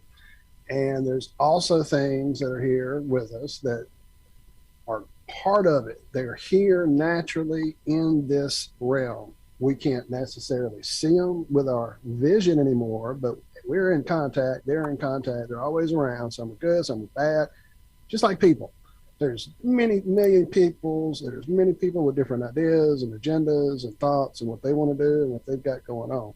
And that's just like the different things you guys have described in the sky. I have had many crazy experiences in the sky. Some was definitely physical there. Some was definitely brought on by purpose-driven intent with a group or with another person that was trying to manifest things into the sky, and there they were. Other situations led me to believe that I was seeing shit that really could be only for me, and nobody sitting next to me was seeing it because they weren't. And just there's so many different levels to all of this. And the fact that we're experiencing it each individually. It's kind of like that sun. You know, we all have that sun, and that light beam goes to me, but that light beam goes to you on the water. You know what I'm saying? That light beam goes to you on the water. That sun is yours. It's not everybody's. It's yours. Just like the reality is everybody's, but the one you're creating, it's yours. And so when you open yourself up to these thoughts, to these darknesses, to playing around, you suddenly become lit up, and they see you and they start fucking with you, and now they're aware of you. And be careful. Josh already dropped the link in chat that I share with a lot of people. When you start playing around with these different levels and these different things, they definitely become aware that you're looking, and they start looking. So be armed. Go check out that link Josh shared just a few minutes ago. Please. If you don't know. Yeah, exactly. One quick thing about the shadow people, to give you even more proof. I brought it up to one of my super rational minded, total, like, he's not like into ghosts or anything, like, he's not like paranormally minded. So I was his roommate in San Diego, and I'm doing research on all different types of cryptoids and cryptids and paranormal stuff. I was huge into I was way more into spiritual science. I think even before classical physics and modern physics. I was like probably studying them both at the same time. So I was like, all right, when we have your spirit science, and then because this is New Age Atlantis stuff here with talking about giants and creating meta races and competing against one another and crystalline fortresses and a war of the Anunnaki reptilian stuff. Like what is going on here? And then combine it with but to go back to the shadow people. So I ask him, I go, yo, have you ever heard of these shadow people stuff? Like these things that like you get sleep paralysis and you can't. These things, shadow entity like is sitting on your chest and like you're trying to scream. And honestly, before I can even finish my sentence, he's like, dude. He's like, seriously? He's like, I had that shit happen to me as a kid, and he told me the stories of how he was trying to scream, and it was taking the shadow entity was on his chest and taking his voice away, so he couldn't scream, and then he had to he was paralyzed and had to crawl like a worm off the bed to get out of the spell. And this guy he's like, dude, that shit is real. I go, let's watch a documentary on it. And he was like, nah, I ain't watching that stuff, dude. I mean, this is a 30-year-old dude. And he's like, I'm not. And this guy loves horror. He loves horror movies. And that's what I said to him. I go, dude, the reason that happened to you and it happens to those people who it happens to is because of what you were watching and digesting as a kid. I purposely avoided super scary movies as a kid.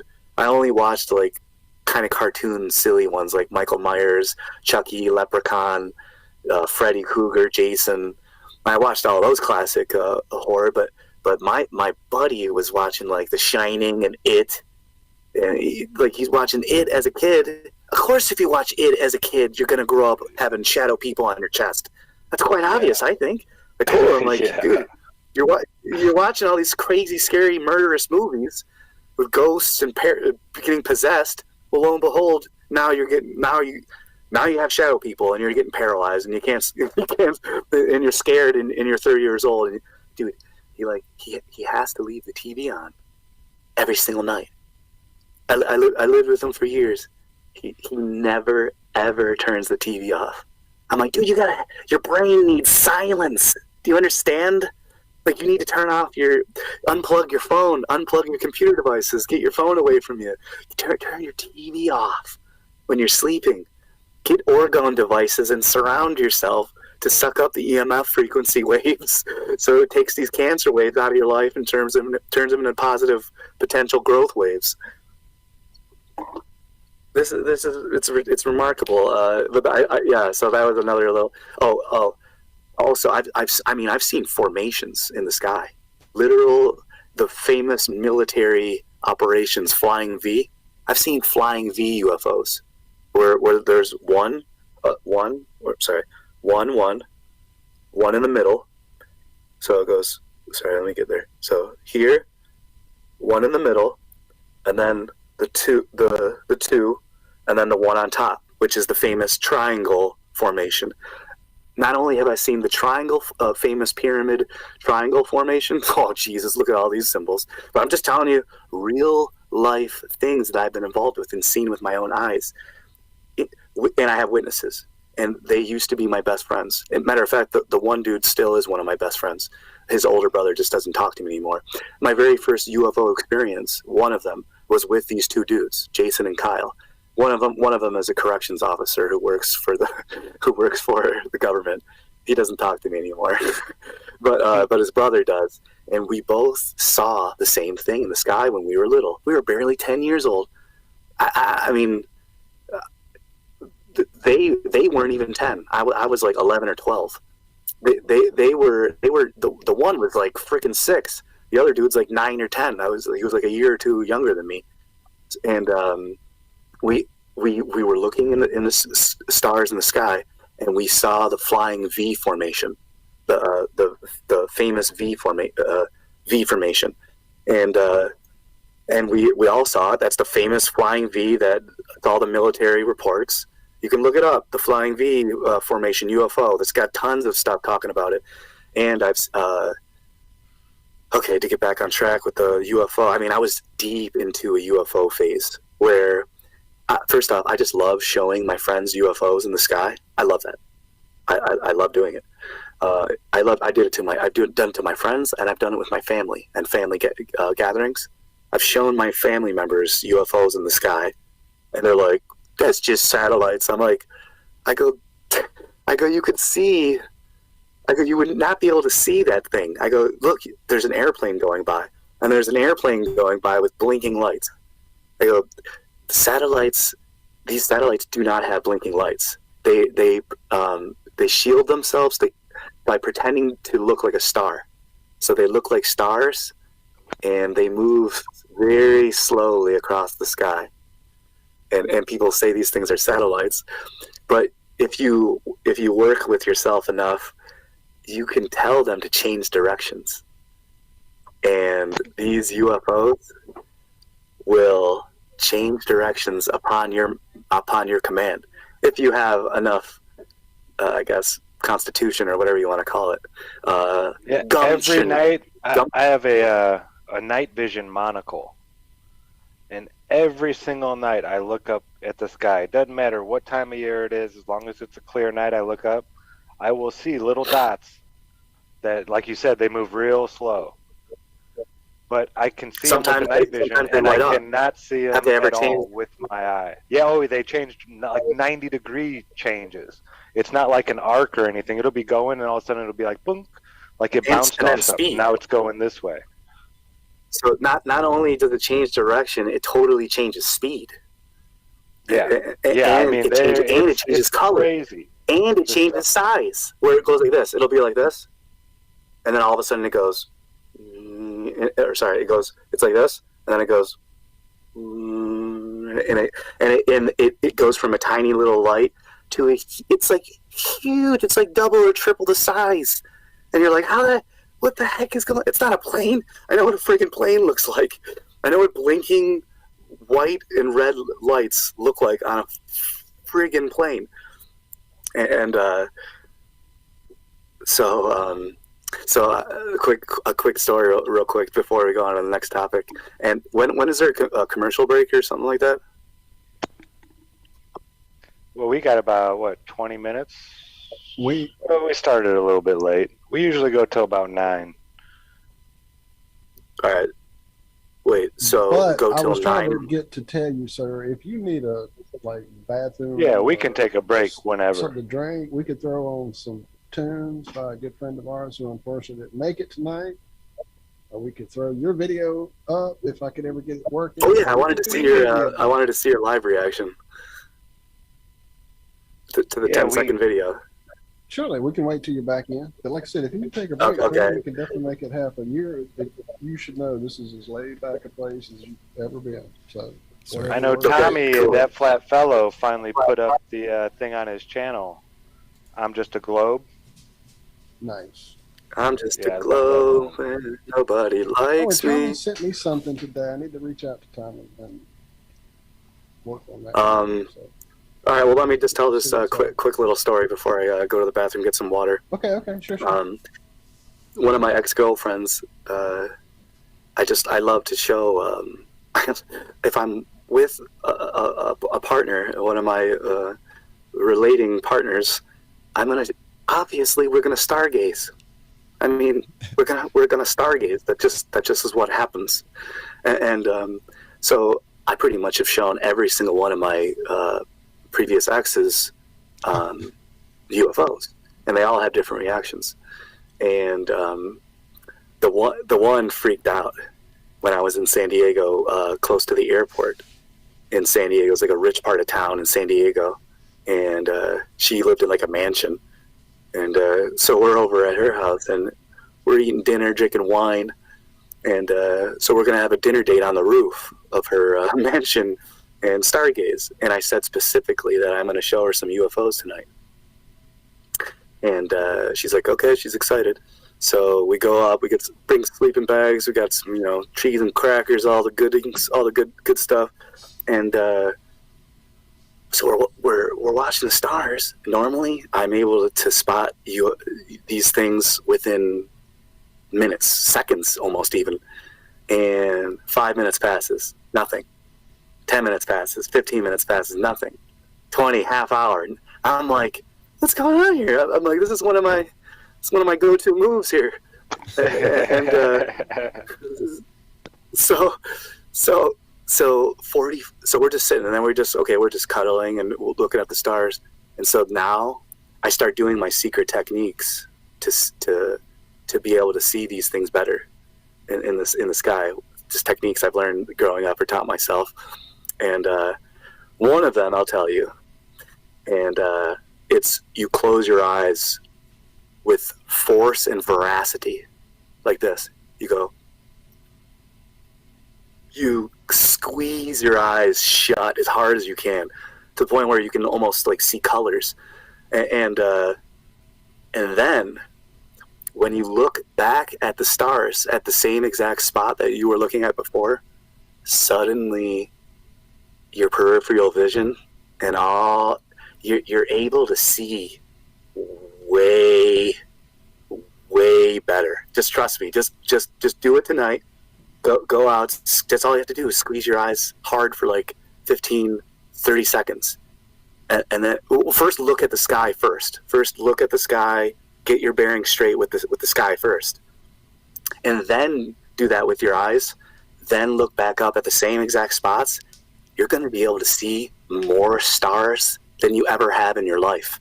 More stars will appear even though they weren't there a minute ago. You'll see, trust me, you'll see, I swear. And now here's the crazy part. So I did that, and I didn't tell her. I was doing it for like 15 minutes. Another thing I didn't tell her was I didn't tell her this, was that I was staring at a particular star, and it was just there. I was staring at one particular star, because I could have swore it was getting lighter. The light was increasing on it, and then it would go back down. And I was like, something's up with this star. So I thought that they were testing me. So I stared at it for about 15 minutes, from 30 minutes in to about 45 minutes. So for about 15 minutes, I was staring at this one star. And she's like, all right, well, I'm like, well, no, wait. I go, I'm picking up on something here. And all of a sudden, what I told you happened. That one light, that star, all of a sudden two more stars popped up. It was here, it goes boop, there were two more. And all of a sudden it turned into a triangle. Not with lines, with just the polka dots. And then I was like, oh, I see it. And all of a sudden, boop, boop, three more. So it's a full triangle. It's one at the top, two in the middle, and three at the bottom.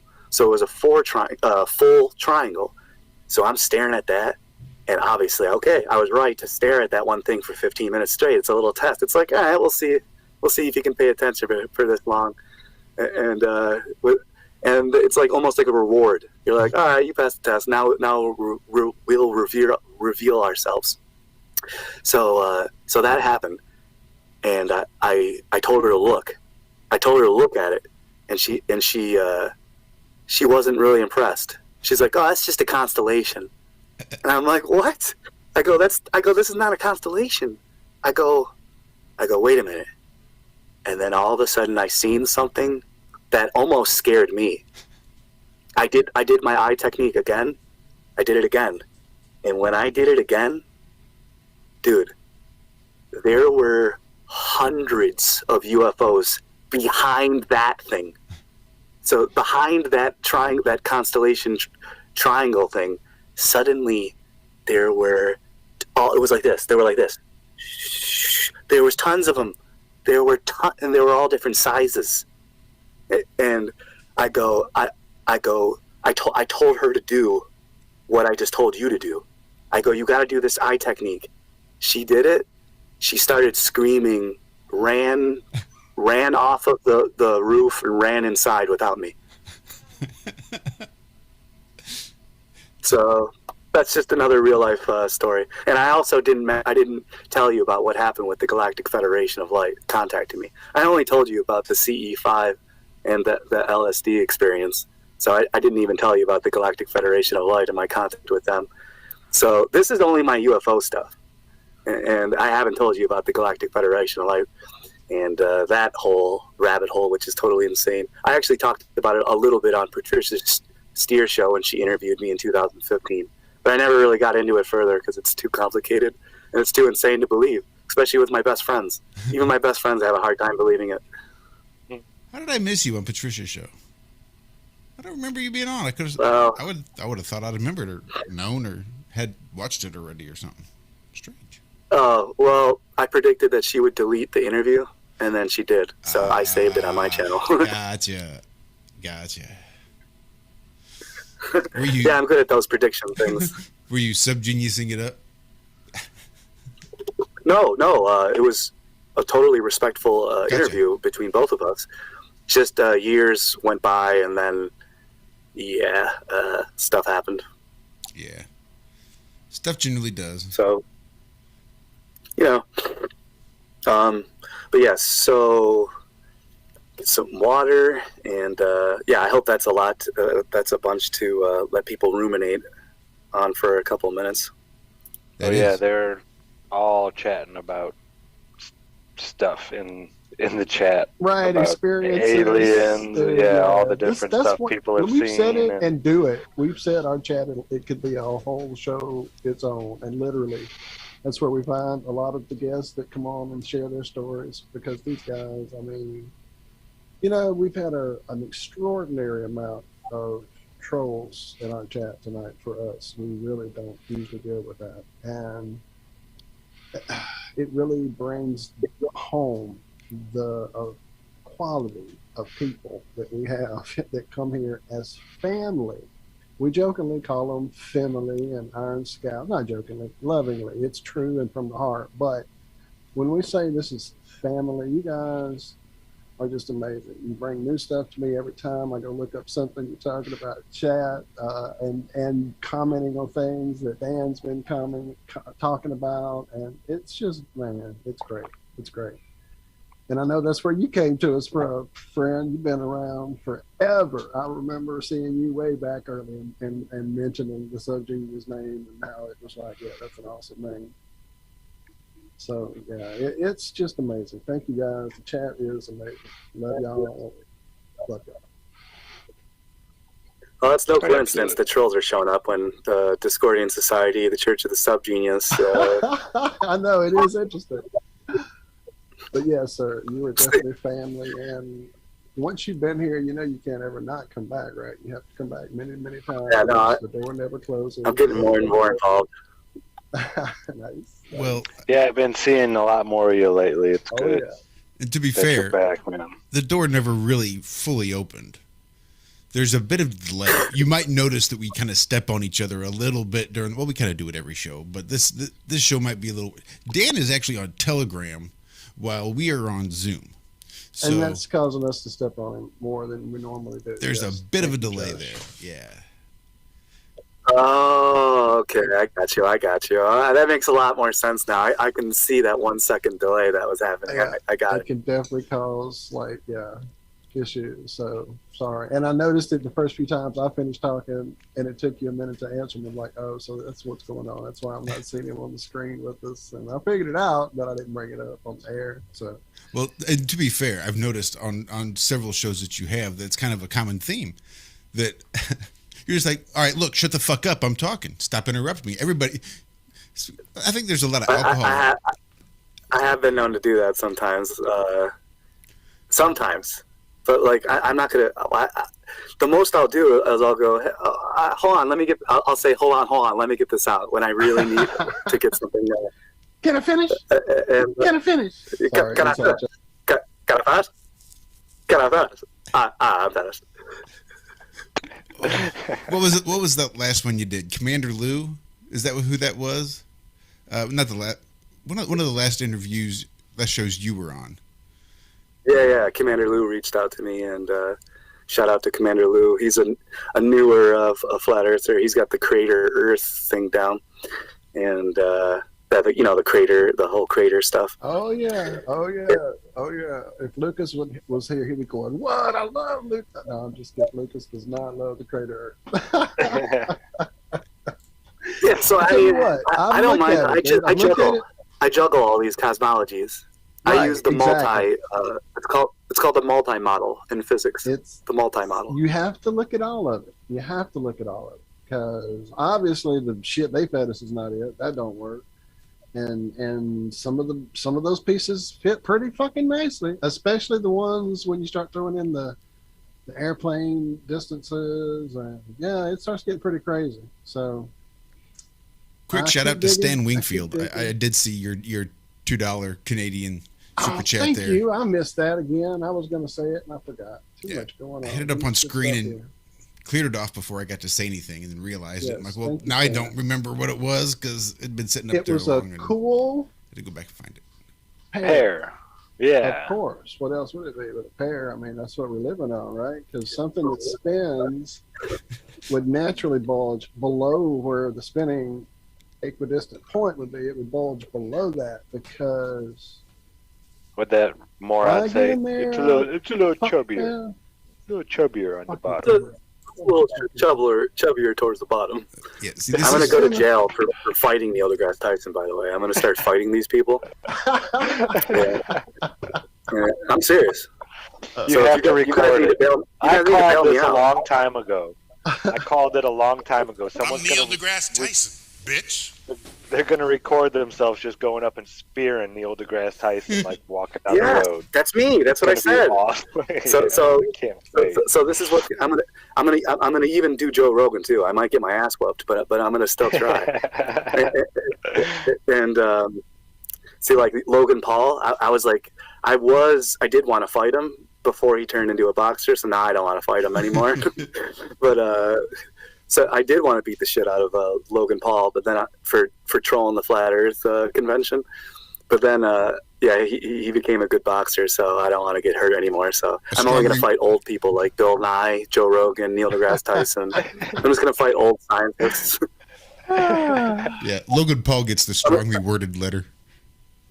Logan. I love the Paul brothers now, so they got to turn pro flat earthers. Oh, by the way, quick shout out to all the Flat Earth champions out there. And what I mean by champions, I mean literal Flat Earth champions. By the way, that's a great group name. Or just Flat Earth champions. Come on, that's a great group name right there. I just thought of it. But anyway, #1 tennis player in the world. Yes, that's exactly what I'm bringing up, dude. Thank you for realizing that.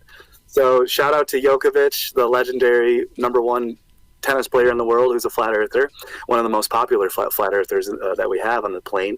Who else? Shout out to Kyrie Irving, NBA flat earth champion. Shout out to the MMA, the UFC, and the boxing champions. So and shout out to the female UFC champion. She is an earthship builder. So shout out to her. So not only do we have Flat Earth champions in every single sport known to man, including football and baseball, and wrestling. And shout out to AJ Styles, champion. Chris Jericho. So we got Chris Jericho, AJ Styles, Djokovic. We got Kyrie Irving. We got boxing legends. We got UFC legends, MMA legends, champions. The Cardinals, the St. Louis Cardinals, they're guitarists from Deftones. Stephen, famous, creative musicians, guitarists from the Deftones. What side do you want to be on, folks? The Flat Earth champions or the Globe Earth losers? The Harlem Globetrotters, the heliocentric Globetrotters. By the way, they need to change it to the plane trotters or something now. Yeah. By the way, why do the Globetrotters always win? Because they rig the game. Wait, the games were rigged? I just thought they were really good. If you look at the record, they're like 1,400. They're like, If you look at their record, they're like 1,402. Is that where I got all those fouls when I was trying to? Oh, you know what? Bring it. Bring it on, Steven. I ain't scared of you. I ain't scared of you. Try and spear me. He gets mouthy every once in a while. But dude, I bet on the Generals all the time thinking, okay, this has got to be their time, right? Fuck. I'm kidding. I'll stop. Funny. Imagine betting on the Generals. Like, they're going to win. They're going to win this time, I swear. Imagine the amount of money you'd make. I mean, surely it's got to be one of these. It's got to be their time. What are the odds they lose every single game? What are the odds? Got to be none. Yeah, all sports are rigged. By the way, I know all sports are rigged, and they were all created by Freemasons, so I'm well aware. That's why I make lots of money off betting, because it's easy to make money off of sports betting. Prank caller. So have you heard when I drove? You follow the NBA, right, Dan? Oh yeah, religiously. But what's this behind me? Have you heard about the NBA women speaking out because they don't get paid as much as the men? Yeah, that's hilarious. It's like okay, you lose you guys $10 million a year. Not only, okay. Yeah, I know. You guys lose revenue. It's like you guys can't create money economics or revenue. You can't create ratings, and you can't create economic funding if you don't have ratings. So sorry, women, you're not entertained enough to watch. $10 million a year just to subsidize it so they can keep playing. Only basketball I'm talking about. I'm talking basketball. I'm not talking about anything else. Yeah. But yeah, I mean, you can't compare a $7.9 billion industry to a negative $10 million a year industry. Why don't we get paid the same? That's why. Yeah, right there. Next question. Can we stop talking? That's all I don't listen to sports talk too much, but when I'm taking Jaron to school or something, nothing's on the radio, I'll listen to and it's like all people have been talking about lately. It's how the WNBA is underpaid and this and that, and it's like they lose money. Like a sieve every year. I mean, since we're speaking of the WNBA, which is totally unexpected, I might as well bring this up. I was going to be probably the hugest WNBA fan in the world because Kobe Bryant's daughter, Gigi Bryant, she was on the verge of she was going to be the greatest women's basketball player that ever lived, just like her father. And tragically, they were taken from us. And if you say that they faked their death, then try to find me a 6'6" guy that looks like Kobe that faked his death. Trying to find a 6'6" guy that faked his death is a lot easier than trying to find a 6 foot guy that faked his death, wouldn't you say? So try to figure that one out, folks. But anyway, so yeah, Gigi, she passed away in the accident as well, which is horrifying and so sad. I was depressed for a week straight, and I did my first Buffalo comedy podcast here at the Buffalo News building itself. It's like a famous Buffalo News building. One of my local comedian friends asked me to do a podcast, and that was the week that Kobe died, and I was the least funniest I've ever been. I was threatening other comedians' lives. I was borderline insane. And I mean, yeah, I was going to be the hugest WNBA supporter on the plane. So I wanted to like make that be a part of my gimmick, be like, but I was going to mean it though. Like I was seriously going to root on WNBA and start watching every single game with Gigi in it. And but yeah, that didn't happen, unfortunately. But I can sense that Kobe's other daughters are going to grow up and they're going to watch all the film of their father, and they're going to get taught by all of his successors, and they will grow up, and there will be more little Kobe's running around. So that will happen in the future, and I will be a future WNBA fan. That's just totally off track, but yeah, I remember the first time when I was driving across the plane from New York to California, which, by the way, it is fucking flat, like Shaq said. He goes, listen, I do a lot of driving, and when I drive from here to there, it looks pretty fucking flat to me. Well, that's Shaq for you, but I did that.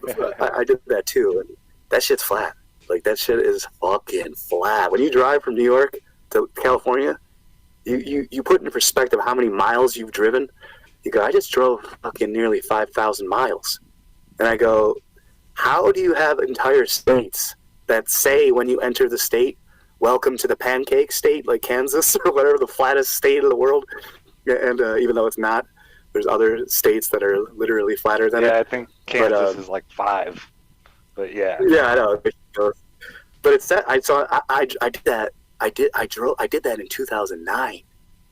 So I already have this all in my head, and then I'm already putting it together. I'm already graphing. One of my main goals was to drive to New York, to Los Angeles, become a comedian, and to see the constellation Virgo. That was all I wanted to do. That's it. My main 2 goals: drive from New York, go to California, become a comedian, and see the constellation Virgo. That was my only goals in life. I did become a comedian in Hollywood, and I met a lot of famous people, and I'm still involved in the comedy industry.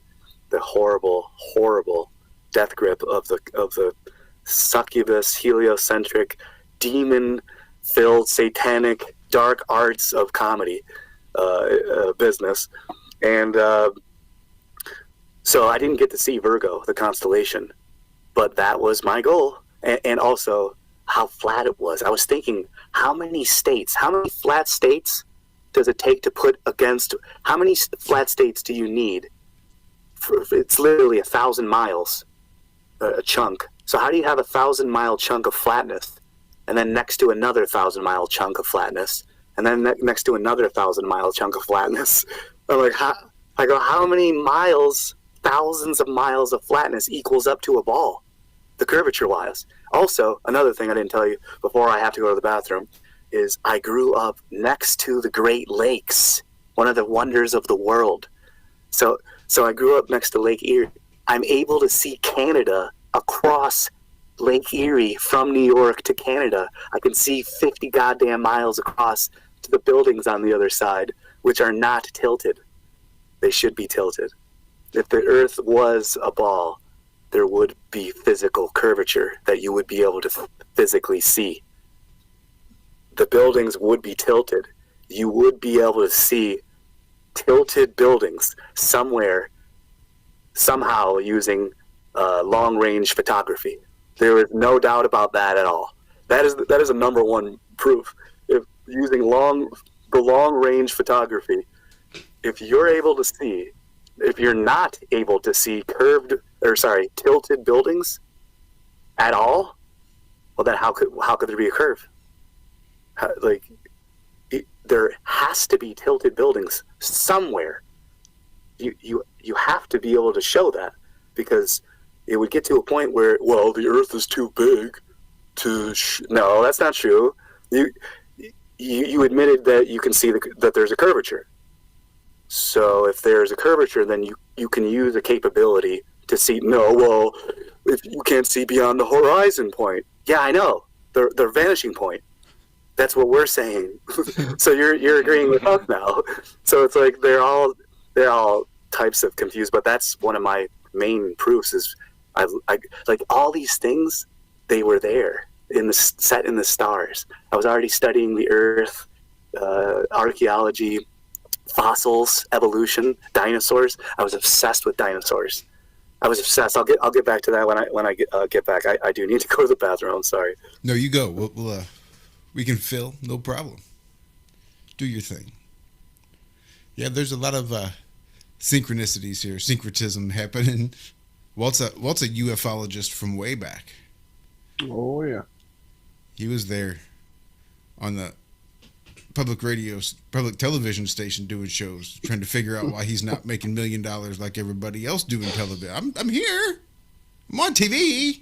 Hey, I did it. I got on the screen. Why don't I make as much as everybody else? I What brought the fuck? aliens to y'all and everything. I don't get bucks. No, I wasn't. It was always about trying to see what the hell was going on. That's really all it's always been about. It's hard to, as you said, that dark underbelly of all that shit is just that, a dark underbelly. When you threw that link up to the map again, I was just checking it out again.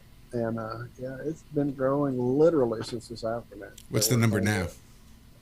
Let me see, where is it? 12,232. That's like another 50 people since we've looked at it. Right. Like when I saw this morning, I was talking about Louisiana. Within my circle, there was only like one other person, and the other person was right at the edge of being outside it when I actually zoomed in. And now there's 3 more. Yeah, I have like 25 in my circle now. It's pretty crazy. Pretty crazy stuff. If you guys missed the link, definitely go up there a bit. Josh dropped it. I'll drop it again here. Hang on a second. You know what? I can probably pin it if I get into YouTube on our channel. I can pin some bitch right to the top for everybody. Pin some bitch. Pin some bitch. Are we gonna play something, or are we just gonna It don't matter. There was a link, but I can't get it from the chat. I can't get it to do what I want it to. And then I got to looking at what it is, and I'm worried about copyright issues. Just something interesting that I forgot to share with you guys. So I live in South Louisiana, a place where there's a lot of agriculture, sugar cane growing. And so there's a lot of petrochemicals that are applied to the sugar. I know it's a shock for you to find that out, that sugar isn't healthy. But anyway, it's better than a lot of other stuff. So I kind of know how that works here. And I know where you don't fish. And I know where you don't mess with groundwater. You don't want to dig wells here and do whatever there. And I know that because of where I live. Now, the other part of this is up until about, it hasn't even been probably 10 years ago, maybe 15 years ago, they were still doing spray control over a lot of the area locally here. I actually knew some people that owned a company that did the spraying with their planes, and it was cool to watch them fly over. But that went away, and that isn't a thing now because it's a lot easier just to drive those same tractors with the big tanks and all that shit they have, and some of it just feeds directly into the watering system, and it's a whole new thing now these days. But the mosquito control issue here in Louisiana is a whole different thing. That is done by trucks or trailers pulled by trucks that have huge tanks filled with lovely chemicals. And they drive through the neighborhoods and they go to, like literal parks, and like they'll drive up and down like every corner of places to cover it with this spray. And that's what they do. Well, today as I turned my phone on, I'm trying to figure out how to get it to a place where we can see it here. I'm struggling trying to talk.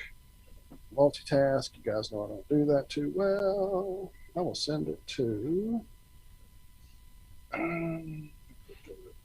can't do it to some for some reason. I don't know why it won't let me. There it is. Look at me learning how to do stuff. On the air. Look, I'm gonna send it to you, Josh. All right, I'm good. Actually, like 30 more seconds. I'm gonna get something. But how you guys doing? What's going on? Doing fabulous. We're good. I'm trying to send Josh a picture of something that happened today. Where'd So this, when Josh gets it, you text it? Where'd you send it? I put it on the. I could have texted it. I put it on the actual Zoom somewhere. I don't know how it gets to you there, but I'll send it that way. How about that? That's a lot better.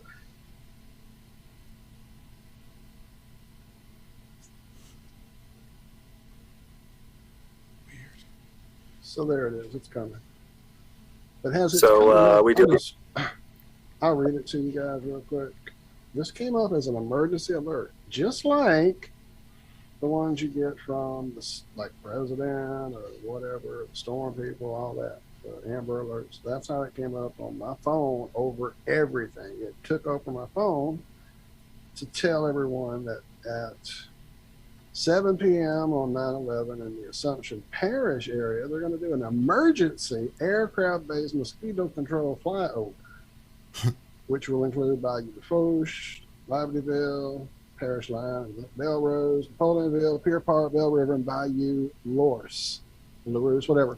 I'm saying all that because I know people do listen that are in some of these areas. This is nuts. I'm guessing it's probably because of the flooding that we got with the storm going through that left a lot of areas with standing water. I mean, literally here, you go outside and dump your kids' pool and you dump out the toys in the yard, because if you leave them over a few days, they'll start breeding mosquito eggs, and so you have an extra bunch in your yard. It's that bad. So that's probably what this is about. But since it came through and I got it, I thought I would share that with anyone in those areas listening who may not be aware of it. And just, hey, suck that in, everybody. Breathe it up, because I'm sure I'm getting some of it tonight, too. I can't believe they still get away with doing stuff like that. Dude, it's great to hear, because what freaks out. happens is I decide to go walking as it gets cool in the evening. You know, I don't walk in the daytime here because you will fall out on your face in a pool of just pure sweat. So I go walking as it starts getting dark, but sometimes I enjoy it a lot, and I keep going after dark, and now here comes mosquitoes with nightfall, and then you hear the sound in the distance, and it's coming, and you're like, oh my God, can I make it home before the truck gets me? Because it will come right next to you. Don't care if you're walking outside. It will spray you up, Jack, and you'll be sucking it down. It has a lovely little taste, because one night I didn't make it. I got caught. But as kids, you know, we used to ride around chasing it with our bicycles. So, hey, you live, you learn, you grow an extra arm. That's right. What doesn't kill you makes you stronger. It will make you stronger. All right.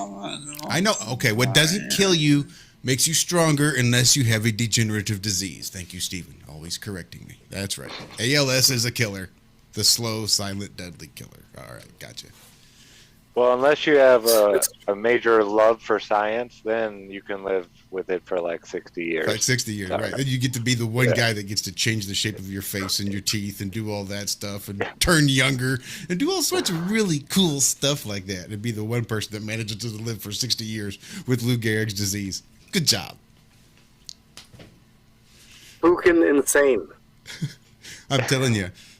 He would wheel off a stage and get up and do a little Fred Astaire tap dance right out the fucking back door. Ridiculous. Oh, speaking of ALS, one of my good buddies, a local comedian, Michael Lair, now here's the interesting part. He just got ALS rather recently. And, like, he was extremely charismatic and nimble. Like slapstick dancing, wacky, zany on stage nimble. He was stricken to a wheelchair due to his ALS. Still hilariously funny. So he talks like that now on stage. And, well, that's because he's literally dying on stage. And he's been doing that for years. About less than 5 years. And lo and behold, I guess ALS is different with each person, because I could have swore it was quick for everybody. It has to be, because Jason Becker, guitarist Jason Becker, he's had it for 30 years and is still able to make music with some device his dad made with him with his eyes and a computer, and it's pretty crazy. But yeah, Jason Becker definitely is giving Stephen a run for his money. But he called himself Injured Dice Clay.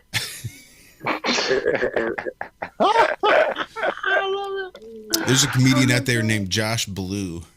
Oh, I love him, dude. Pretty funny. Is he the one who has Down syndrome? Yes, he's amazing. Oh, he's so he's funny. The guy with, yeah, it's not Down syndrome. It's yeah, I can't remember. Is he the one that does the Special Olympics jokes? He was in the Special Olympics, and he always tells jokes about it. Is that the guy? Oh yeah. That guy's hilarious. Yeah, I know who you're talking about. Yeah, he's so funny. His arm like that. Yeah. That might be the same we used guy. to play a game where we tried to straighten out all our. There you go, CP. That was so yeah, hard. that's what I was looking for. No, he's hilarious. No, I love that guy. He's great. I forgot his name. He's I'm hilarious. pretty sure that same guy, Josh Blue. I'm Josh Blue. I love Oh his yeah, joke that's where he's that's like, yeah, that's we who it sit is. I around think. and- Yeah, I'm pretty sure that same guy. Okay, we so just sit around and try to but the- straighten out our fingers for as long as we can until you can hold it there the longest. So That joke, every time I hear him say it, I start cracking up. No, but I bring that up for a reason because he was healthy, extremely healthy before the ALS, and so he switched his whole entire style up over the past 5 years to the point where I myself considered him like the greatest comedian in the world on the plane, and because he gets away with saying anything he wants, and he's totally coked up and on all types of drugs and alcohol because he's dying anyways, so he's just speeding it up. And he turned into a degenerate gambler too recently to make it even worse. And it's just so funny. I think it's brilliant. But my point is that he retired this past week. He literally, his brain is shutting down. And he's like, I can't talk anymore. I can't make the sentences like I used to, and so I have to retire. And he was actually, if you know anything about comedy, he's Kill Tony Hinchcliffe. He's Hinchcliffe's #1 comedian. His regular that he covers. So if you know anything about comedy, you would know that. But so I don't know that I got that ALS point. He's got to retire. And shout out to Stephen Hawking, man. God bless his black hole heart or whatever. Yeah, not being insensitive. I mean, that is Stephen Hawking's voice. That was just sans his voice box right before he got that voice box. I thought it would be funny. Did you? So it's been classic bit for us for years. Did you know, Dan, that Stephen Hawking was a flat earther? Oh, this is a I read, PBS I have some of his article. books. Yeah, there's Yeah, a I have PBS some- article before he became an astrophysicist. His first, I don't know if it was Cambridge or whichever one he did first, is physics. He said that we are between two parallel planes, a hot one beneath and a cold one above, and we live on the crust that is formed in between them. He showed a petri dish filled with water and little islands sticking out of it. And this was a PBS article. And if you go and try to find any papers by Stephen Hawking written before he wrote Black Holes in 1965, you can't find anything. And they knew this guy was a super genius. You know? And that's why they silenced him and turned him into a paraplegic, mute. But makes you wonder. No, I heard it. No, I did. I have heard that, and I have read some of his books. And they, in the beginning, it's so funny because they always mention the flat Earth throughout the book, right. and especially in the very beginning, like Carl Sagan and Stephen Hawking in the beginning of their book. Actually, Carl Sagan references Stephen Hawking, and he says the famous "What's on the bottom?" It's turtles all the way down. My dear, it's turtles all the way down. What she said? She says it's a turtle. Where the Earth's on the back of a turtle, and then what's the turtle? My dear, it's turtles all the way down. yeah. So that's great. Yeah, it says that in the very. I edited that into that one of my videos about Robert Anton Wilson, Alan Watts, and Terrence McKenna. Could you watch that live video real quick? My 10-second one that I just made today. I'm going to need a different link than the one that was put into chat. I don't know if there's another link someone could send me. Walter, did you text me something? Were you gonna? Or something? He's not there. If you want to shoot it to me over in Telegram or something, that'd be fine. I included a video on Telegram for you to add for your Flat Earth champions. Yeah, that's cool. Someone's gonna make that, or else I'm going to. Yeah, I'm finding it right now. My computer's been a little slow today. Yeah, that was sort of how I got behind a microphone for the first time, was I heard one of the local talk radio stations talking about the Flat Earth, about Neil deGrasse and his rap battle that he did on Comedy Central with B.O.B. And I just, I had to call in. I'm like, shit, I need to catch these guys before they just totally start making fun of Flat Earth and start tearing it down. Let me just intercept them and tell them to just look at it a little bit further. So I called in real quick, and they had me come in later to get into the studio, and then again into the studio. And then about, like, I don't know, a couple dozen more times I was in there doing a conspiracy segment every week for him, and it was a whole lot of fun. But then I see this clip of the St. Louis Cardinals coming out as half of them being flat earthers. I don't know if too many other flat earthers in St. Louis coming out publicly trying to sway the entire city on the #1 drive time radio station, but maybe it's a coincidence. The funny part is that they said that there was the most intelligent player on the team. Yeah, he's like the head flat earther on the team. They all admitted it too. Yeah. So it's like if the entire dugout is admitting that he's the most intelligent player and or person, not player, person, and that he's a flat earther, it's like don't you want to like understand that and look into that a little bit more? You would think. Like even the Globe Earthers are admitting he's the smartest. Yeah. They say he uses NASA-like data on his swing to make his swing better and stuff like that. That's hilarious. Just like the Coriolis effect changes the way that the footballs move, right, Neil? Thank God for the Coriolis. So here it is in the Telegram group for you. Yeah, it's only 10 seconds long, so I just wanted your live reaction to, of course, a respectful 20-year anniversary tribute to those lives lost on that day, 9/11, 2001. 20 years later. It is a tragedy. Right. And I hope it's okay to even say those words in this world without 9/11. Bringing fear into your hearts. We were saying this morning, I watch a lot of First Amendment audit videos, and you always hear the cops say, well, 9/11 kind of changed everything. In this day and age. Yeah, in this day and age. It's like, you guys, that was 20 years ago. Are we stopping British whenever they come into the ports of Boston and, telling them to stop, and we have to come in and check everything before we allow you to come in because we're thinking you might, or the Japanese, do we just sink Japanese ships that are heading towards Hawaii still? When is it long enough of a time for you to say, okay, you can't use this as an excuse anymore? All right, I got to share this with the guys, otherwise they won't be able to see, only hear. See how this works? There we go. There we go. There we go. Here we go. Unmute. Oh, I watched this. I saw this one. Yeah, I watched this 9/11. earlier.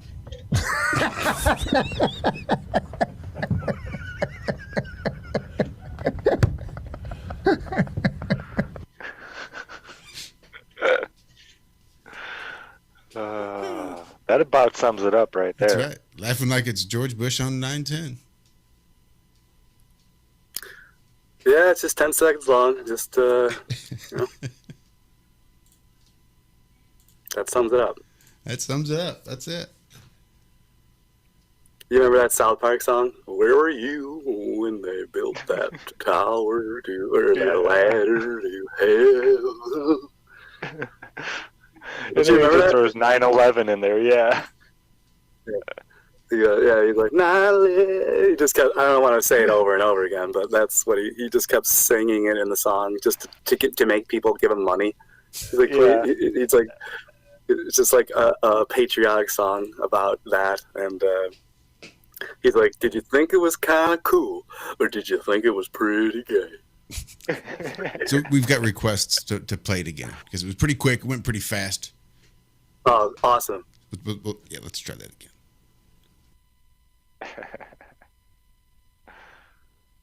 Norm gets so much shit. 9/11.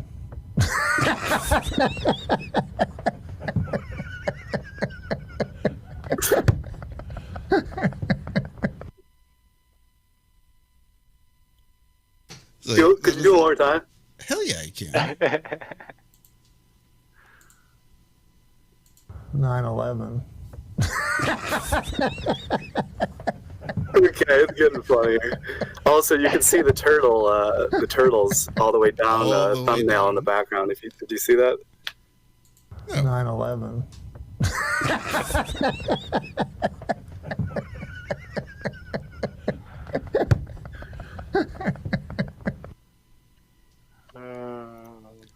Thank you. I really do appreciate it. That's all I wanted. Actually got the viewers back up to 40. Whoa. That's not what I wanted to do. No, but what do you want to go for another half hour? We could do it. We could do another half hour, I think. Call it quits? Yeah, after that, yep.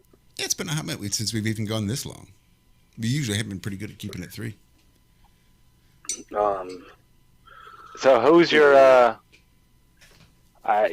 today in comedy, it seems like all these comedians have to walk on eggshells. They can't tell a fucking joke anymore because it's going to offend somebody. Now, Norm is one of those guys that he's been dragged through all kinds of stuff for the things that he says. And it's actually changed him a little bit. It's kind of disheartening. It's like watching somebody almost die in front of you, but they're still breathing. Are there any comedians out there that just don't give a shit? I know Chappelle pretty much says whatever he wants. And I give so much props to that guy because he's just doing it the way he wants to do it. If he wants to do a show, he goes out to some city and rents a thing and says, "Hey, I'm Dave Chappelle, I'm here."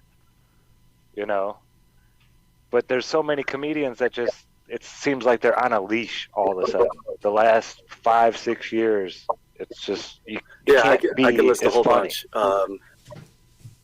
I've seen Dave Chappelle live multiple times. I've seen Russell Brand.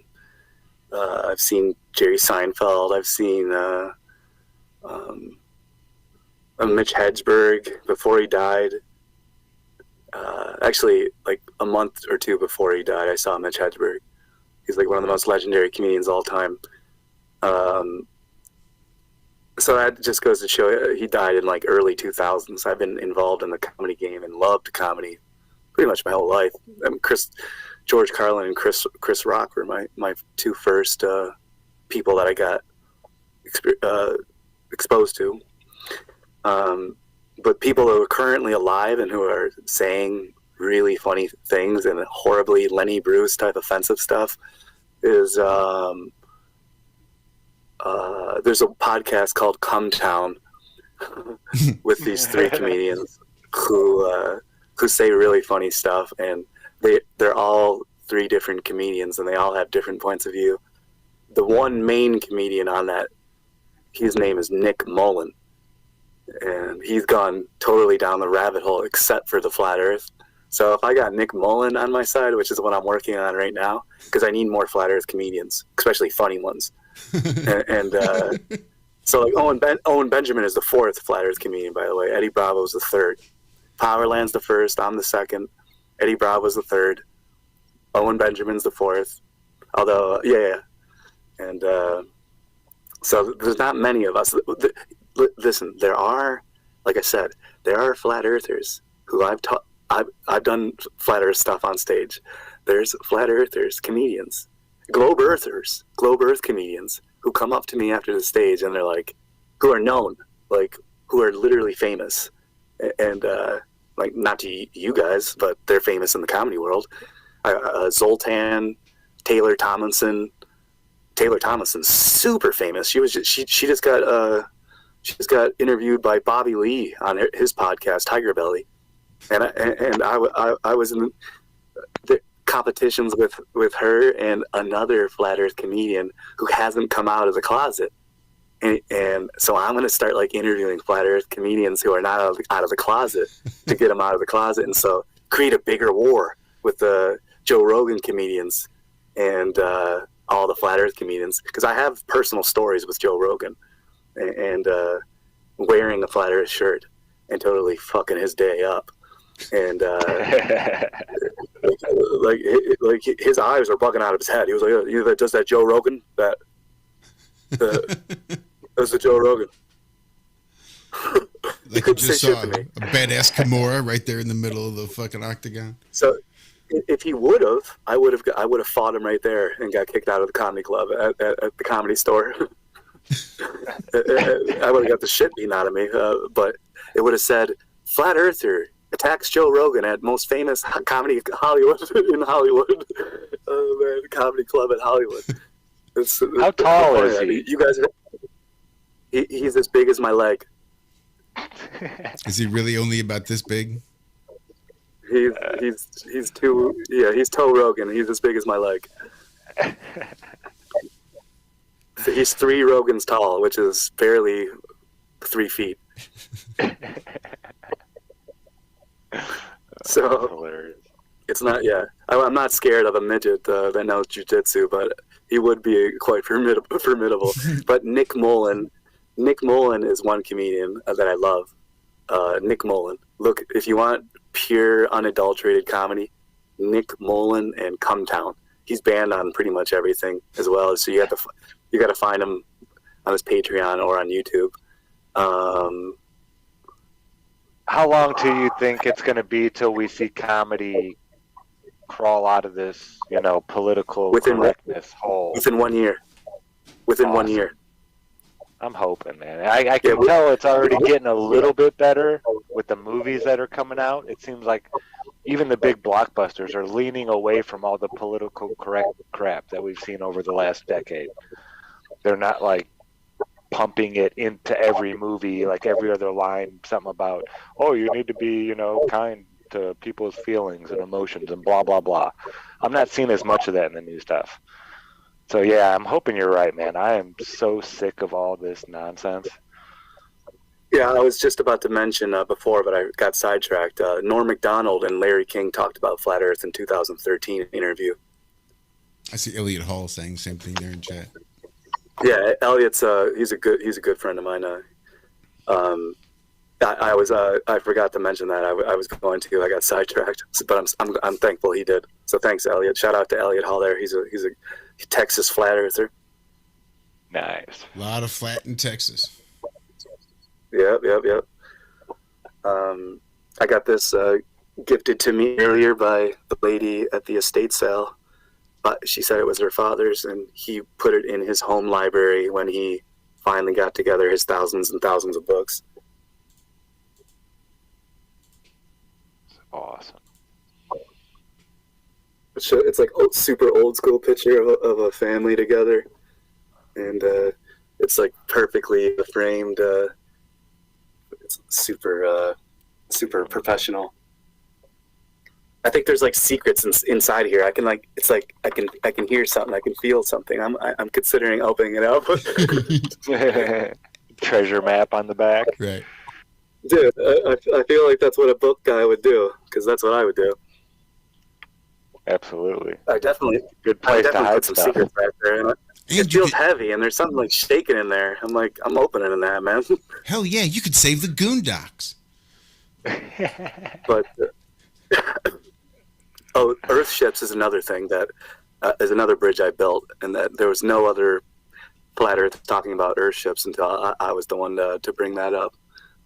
I like to pat myself on the back about things, so before anybody else out there, because Karen B and I were supposed to do a show together about Earthships, but we haven't done that yet.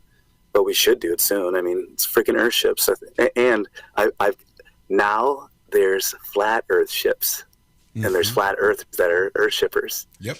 So we have one in chat quite often. Everywhere I go, I create these little sub places among everything, whether it's the psychedelic community. Now there's Flat Earth psychedelic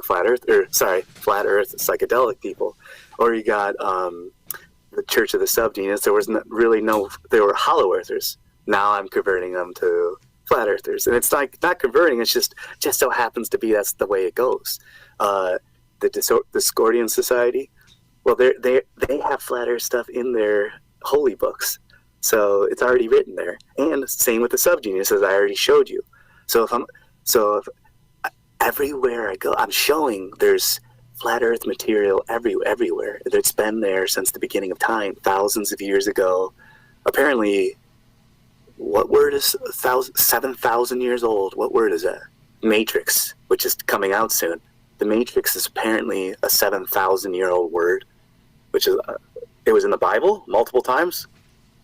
Yeah, apparently. So it's apparently Matrix is in the Bible like 3 or 4 times, and it's a 7,000-year-old word. And I also predicted that the new Matrix movies would be about inverting genders and sexes. And lo and behold, the Wachowski brothers are no longer the brothers, and no, they're the sisters. And they split up. It's only the one. It's only the one Wachowski's sister now. It's not the Wachowski sisters. It's only the one. So they split up. So they not only is it not the Wachowski brothers, it's now the Wachowski sisters. And not only is it not the Wachowski sisters, it's the Wachowski sister. And it's about Neo and Trinity switching their gender roles and inverting. So they're going to create more molded minds of Baphomet, androgynous, Luciferian, Freemason bullshit worship.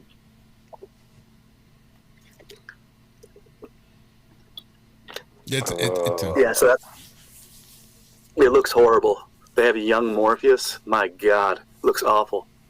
But he's black and he's bald. What's the big deal? I'm sorry. And by the way, I already said to my buddy who I mentioned already my buddy, one of my best friends, Sean in San Diego, who's now in Texas. I said, what if, when we were watching John Wick, I go, what if John Wick is Neo outside of the Matrix, and he's been living his life as John Wick, as outside the simulation or inside the simulation, and that's why he still has all those skills in the human world. So it's a sweet concept, but now it's like become a meme over the past week. And I'm like, yeah, you guys are so pathetic. I was talking about that 5 years ago, and you guys are just talking about it now. And you're like, oh, I'm so edgy. I'm so ahead of the times. I'm like, no, you're not. No, you're not. Read a book. Put in the chat room what's the last book you read, and then I'll get back to you. I do want to give a quick shout out to Flat Earth Ship Bear, who was in chat at the beginning of the show. I know for sure. May catch up later, but if not, we will see him in another chat because he is often here with us. Shout out to Austin Widsit, by the way. I got to do some activism with him, which was hilariously awesome. Yeah, he seems like a real nice guy. We need to get Austin on here. Yeah, you got to get him on. He's great.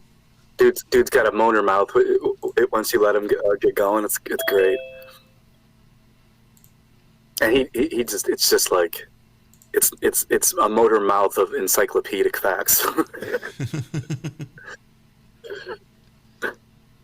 So it's like I only had to correct him about a few things, and then on the very next feed, I seen a live feed in another city. I seen he already corrected himself and he fixed the little things that he was unsure about, and he took my information and then fused it with, and I'm like, he already corrected himself. I'm like, this kid he's fast.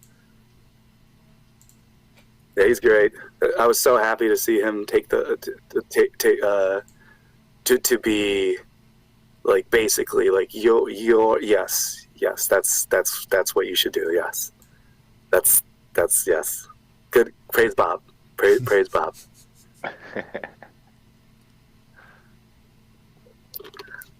You guys see that? I see it. What? Turtle on top of another turtle? I wonder how in the hell they did that. I mean, I took the picture, but I did not notice that until just now. Shout out to Tartary and the lost giants of the past who protect these lands from tyrants. And by the way, you can't escape the giants. They're always watching. So what do you think about the mountains that look like a giant laid down and just went to sleep? Dude, you'll see a picture of a lady that looks like a lady just laying there, but it's actually a mountain range. So each time I went to the Earthship Academy for a whole entire month in the middle of the goddamn desert in New Mexico, I went there with my own intentions and my own goals, and I completed majority of them. I got to talk to Michael Reynolds himself, the inventor and creator of the Earthship model and idea, and I got to talk to him one-on-one, and we got to talk about Flat Earth, and it was amazing. And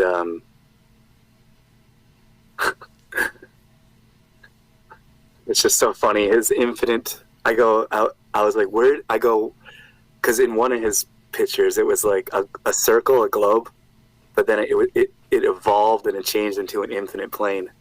And I go, why did you do that with your painting? Why did it go to a globe but then it evolved into a flat infinite plane? And he's like, he's like, I never really thought about it, and never really thought about it. And I was like, what? Like, how did you not think about it? I'm like, but yeah, that's the whole. Actually, at the most famous, expensive Earthship model there is in the world, where a lot of famous people and celebrities go to stay at, which some of my friends just went to go stay at recently. You can go rent it out; it's super cheap. It's called the Phoenix Earthship. I went there and visited, obviously, and they had an old book. The Earth is Flat. It was the first edition one. Damn, that's awesome. Also, I have stories of being on the crew on the where the head foreman told me not to talk about the flat Earth around the other people. But I love him. We're friends, but he was right, because it was causing too much chaos. Like, I was getting in arguments, like literally near fight arguments in the middle of the desert with architectures and engineers, or architects, about the topography of the Earth. It's pretty funny stuff there, because they're like the most intelligent people in the classroom, and we're all it's just going against the grain, and they wanted me to teach a class, actually, but I refused because there weren't enough people that were taking it seriously, and I already tried to put together a class before that, but they changed the date on me at the last second. So then when everyone tried to get me to teach a flat Earth class, and they were all like trying to, come on, you do it, we're all going to show up, we'll ask you questions, and you can, and I just did. I was like, nah, you guys ruined it. Although I do slightly regret that, because of the quality content of video would have been, especially at the Earthship headquarters. So I do slightly regret that, but there's many more stories to come with that. And because I'm still friends with all the people at the Earthship Academy, and that's still a huge thing. Like, I'm going to make a flat Earthship. It's going to be a library, and it's going to be a stand-up comedy club. It's a one-of-a-kind thing that's never been done before, ever in the history of the world. And I asked the inventor of the Earthships himself if there's ever been one. And he goes, huh. He goes, oh, wow, that sounds like a great idea. I've never heard of that before. And that's from the creator himself. There's never been one, he told me. So I asked the head guy, and he says, oh, wow. I think I got a good one. Another thing, tie it back to the Church of the SubGenius. So I'm in the middle of the goddamn desert in New Mexico, in Taos, New Mexico, and I go to the local brewery down the street. On the wall, guess who's there? J.R. Bob Dobbs.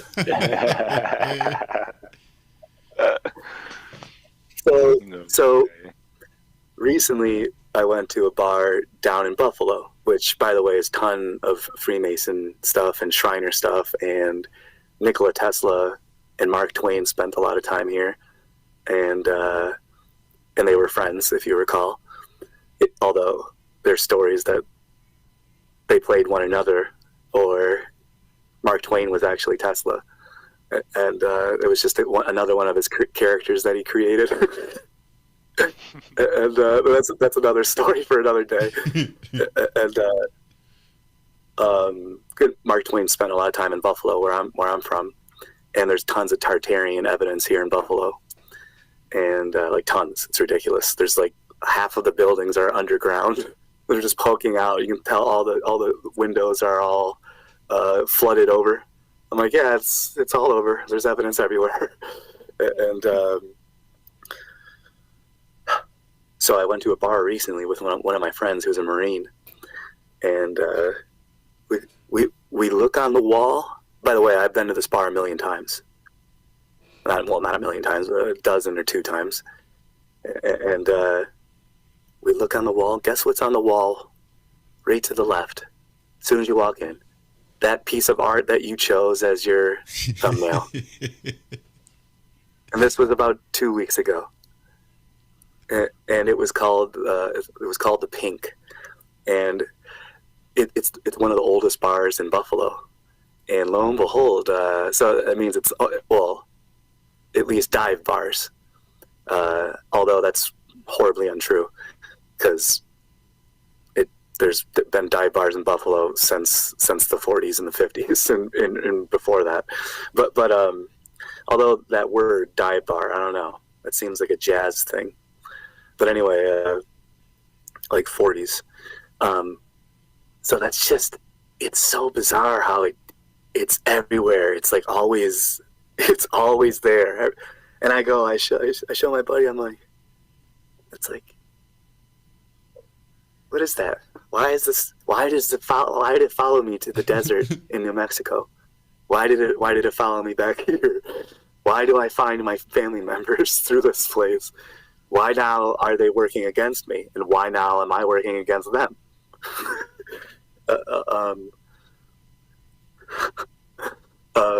It's just funny. He's a funny guy. Bob's a funny guy. But yeah, that's ridiculous. It is strange the way Bob seems to work. Mm-hmm. I was trying to. There's something with the Earth ships. Yeah, because there's. Oh yeah, now that the guy who gave me this shirt, the Density Clothing Company, he lives in New Mexico, and he has a group of Earth shippers that is a specific Flat Earth Earthers group. Or sorry, Earth ship Flat Earth Shippers. So people who have graduated or know about the Earth ship and the Earth Ship Academy, and how to build. It's building self-sustaining, energy generating hobbit homes from sun power, wind power, thermal, nuclear, dynamic power from the mass dense of the Earth that you're building your shelter in. So it creates if you dig it under the ground and create a little mini cave, and then you put a bunch of thermal mass over it, it creates an area of where if you build it correctly, facing the sun, the path of the sun. See, that's another thing, is that the way they build the Earth ships is they follow the Earth, the sun's trail, and it proves that it's local and that it's going in a circuit around the plane. So I'm explaining to them you guys have built this in a way where it only works if it's a local sun and if it's traveling in a circuit, because they have to build it facing the sun in the morning so it captures all of the energy, the maximum amount of energy it can capture from the sun, and then it goes by the time it's sunset, it's still on the other side. You see, you know what I mean? Mm-hmm. So it's just free. It's free energy, and you're off the grid. So of course that's like one of the first rabbit holes any free sovereign being does. See, like when Santos and I were globe heads in the past. Remember the whole law phase that we all went through? Oh yeah. the sovereign being. See, we didn't even talk about that, but I knew it. And that's like the Federal Reserve, the Titanic, the money scheme. It's like how the Titanic and the Federal Reserve is linked together in 1912 and 1913 with the richest people, the Rothschilds, the Roethlisbergers. It's just, it's all there, and this is all like the beginning stuff, the first steps on the staircase of disbelief. And yeah, most people are scared to take that very first step, but you have to take that very first step in order to go to the 99th and the 100th and beyond level, because how can you get to the 100th or the 101 level when you haven't even taken the first step or the second step? How could you possibly understand the 90th step? Mm-hmm. So unless by a miracle, which does happen, you can skip 90 or even 100 steps, but that's very rare. So be thankful if that ever happens to you. Yep, there's a lot to be said for being at a point where you can skip steps. There's also a lot to be said for being at a point where you couldn't skip steps and had to go through the steps to get there, and gaining that experience that the person that didn't have to go through them doesn't get. So I totally get that. I haven't even mentioned the Esalen Institute. No. I mean, I went there, and this is like MK Ultra headquarters.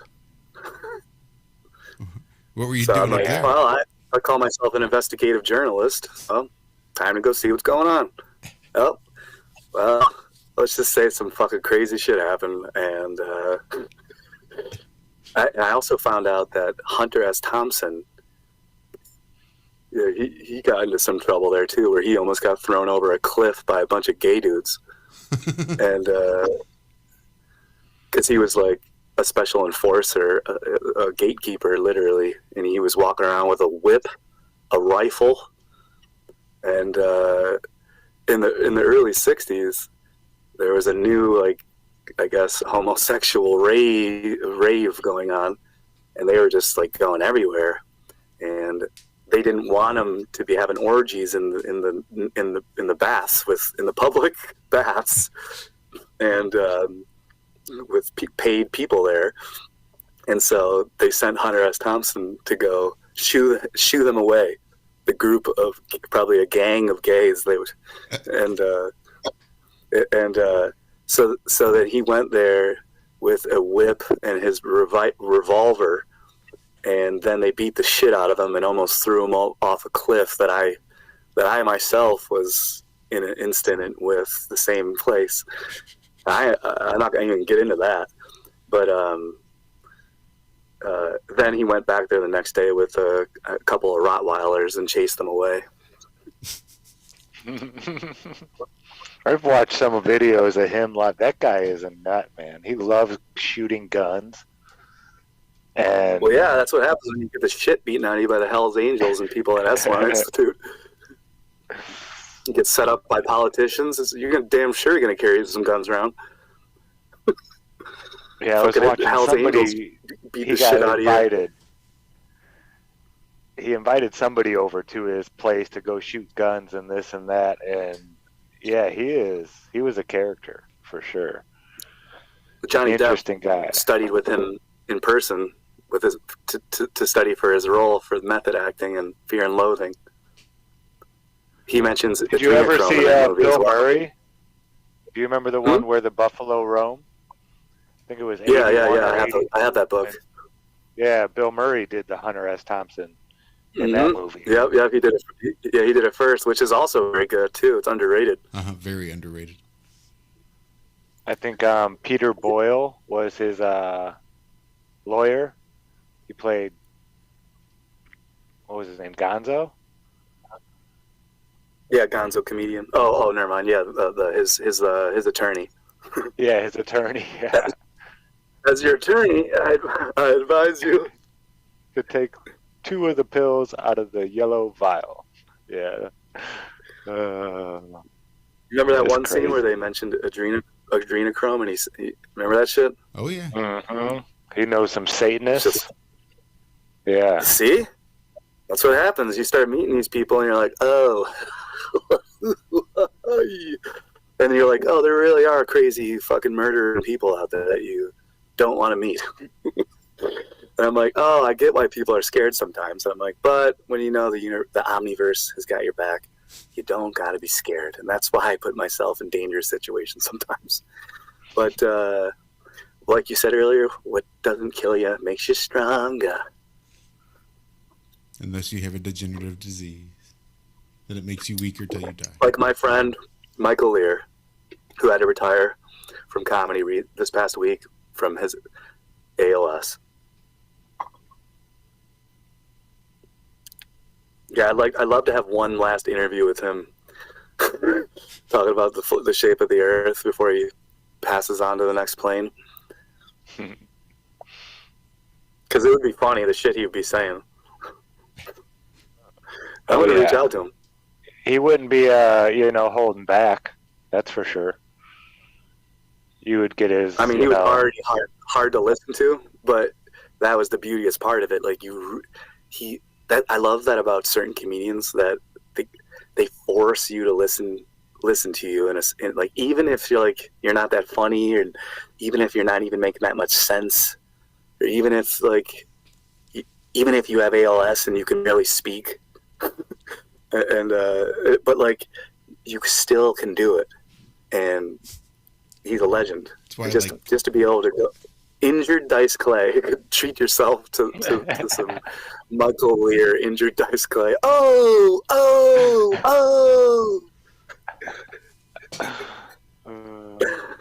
Oh, man. No, it's been a good show, though. So, what are we at? 3 hours? 4. Well, 4. 3.5, I guess. We got started a little bit late trying to get sound issues and stuff worked out. Wow. Yeah, it's nice. 10 o'clock there? Yep. Yeah. Yeah, it's way past my bedtime. All right, well, I'm on your time now. I pretty much got everything I needed. I mean, I've skipped a bunch of stuff, but I still got a bunch out. Excuse me. Pardon me. I still got a bunch out. So if you could like and share and get this video up to 50 likes, that would be cool. I know there's still almost 40 people watching, and I know 2 of you haven't pressed the like button, so great. We got 1 dislike there, so that's unfortunate. But if you can just get it up to 50, that would be really nice. That's our favorite thumbs downers that come by every show. Well, I do mention from time to time that I don't care, because interactions are interactions to YouTube algorithms. So a thumbs down to me is as good up as a thumbs up, because it's an interaction. So if you didn't like it, give it a thumbs down. Jump in the comments and tell us how much we suck, because all that's going to do is help get the word out. If you really don't like us, go somewhere else and leave us the fuck alone and let us do our thing. Oh, yeah. Actually, speaking of comedians and stuff like that, did you guys know that Lenny Bruce's daughter is a flat earther? Really? Yeah. Kitty Bruce, her name is. She's a flat earther. It's like, oh, you didn't know the godfather of offensive comedy? His daughter is a flat earther. Oh, and she was talking about the flat earth in front of Richard Pryor's daughter and George Carlin's daughter. She mentioned it in front of. She's like, she just mentioned it casually in an interview. She's like, oh, you girls didn't know the earth was flat? I'm like, of course Lenny Bruce's daughter would say that. I'm like, that's just, and she meant it too, because she's very, very old. Like, she's like grandma, and like she's much older than those other 2 daughters.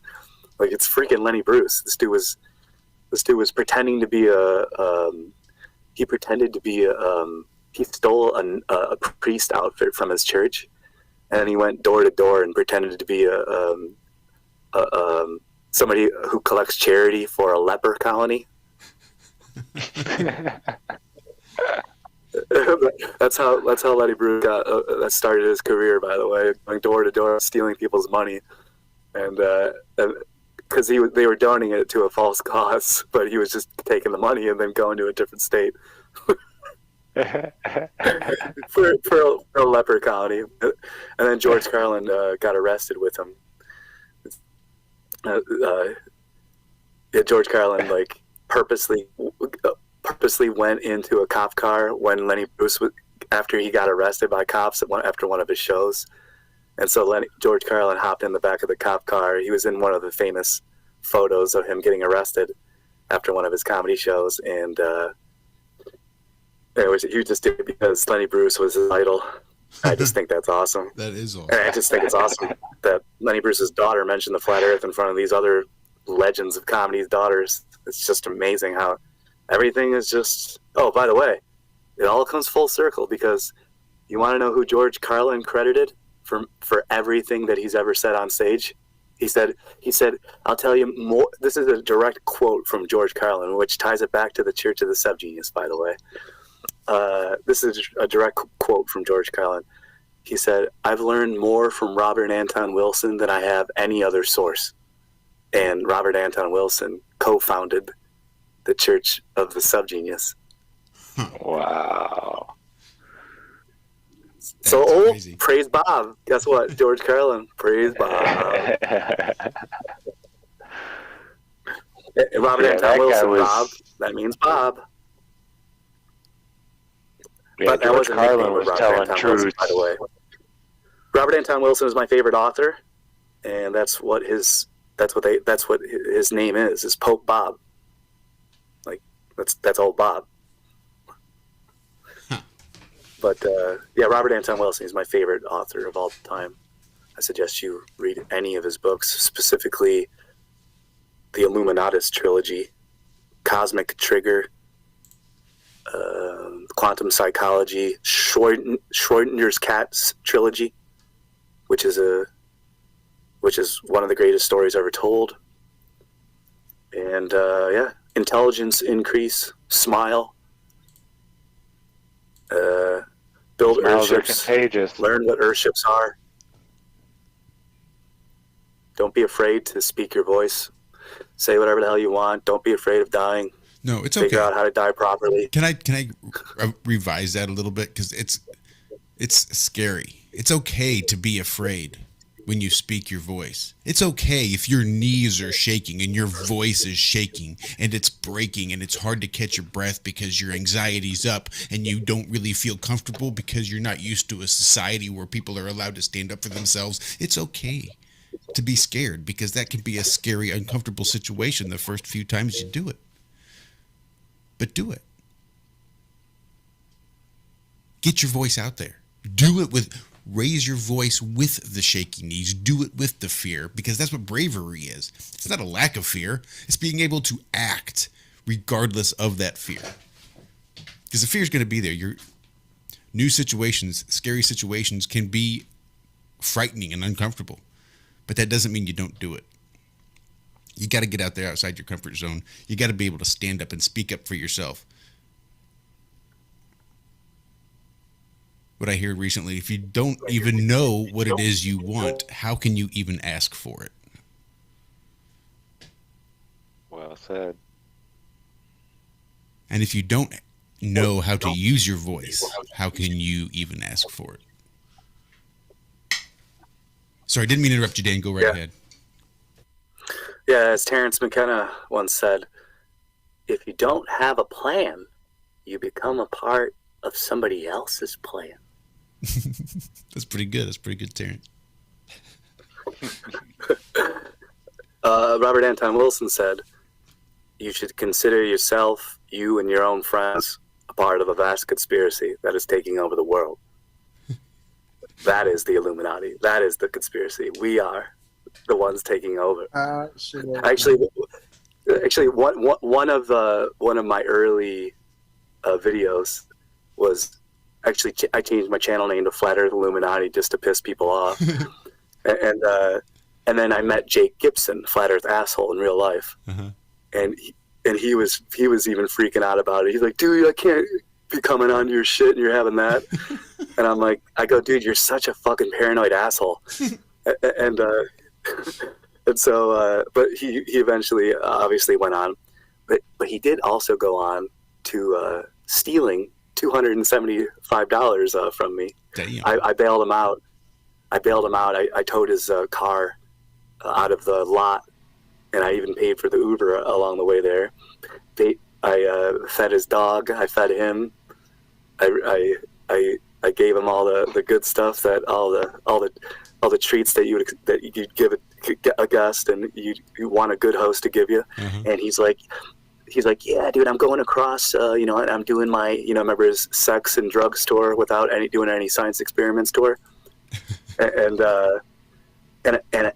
this was like his first stop. He stopped, he stopped like first where I was. And then I didn't want to send him off in a bad way. So I took care of him. But here's the thing though, and I have all the transcripts still on my phone and on my YouTube channel. And he goes, he's like, dude, I've been getting tons of extra money with my donations. And he's like, dude, I'll pay you back. He's like, I got it, man. And I'm like, I go, dude, no, it's all good, dude. I'm like, you don't need to. He's like, nah, dude, I insist. He's like, I'm getting like tons of extra donations with my little tour, my trip. And I'm like, okay, if you say so. And then he's like, yeah, so I'm not gonna pay you back anymore. I don't feel like paying you back anymore. And then he like blocked me. Well, first I said, well, you got to change your name to Globe Earth Asshole, because I know you're in it for the money now. And then lo and behold, he changed his name to Jake the Asshole. Mm-hmm. So I was the one to force him to change his name. Hey, Jake. But I still have the transcripts for that too. It's all so funny, and how it's all. Oh, by the way, hi IPS as well. That's where a lot of those trolls come from as well. So, if you were wondering about, it's not just the Church of the SubGenius and the Discordian Society. Well, a lot of those trolls come from IPS's little society, if you know what I mean. But I'll leave it on that. A lot of cons and fakers and hacks and frauds and on the plane. And I've noticed every single one that's come around, and I've seen them all go away, just like I predicted. And only the Flat Earth champions are left.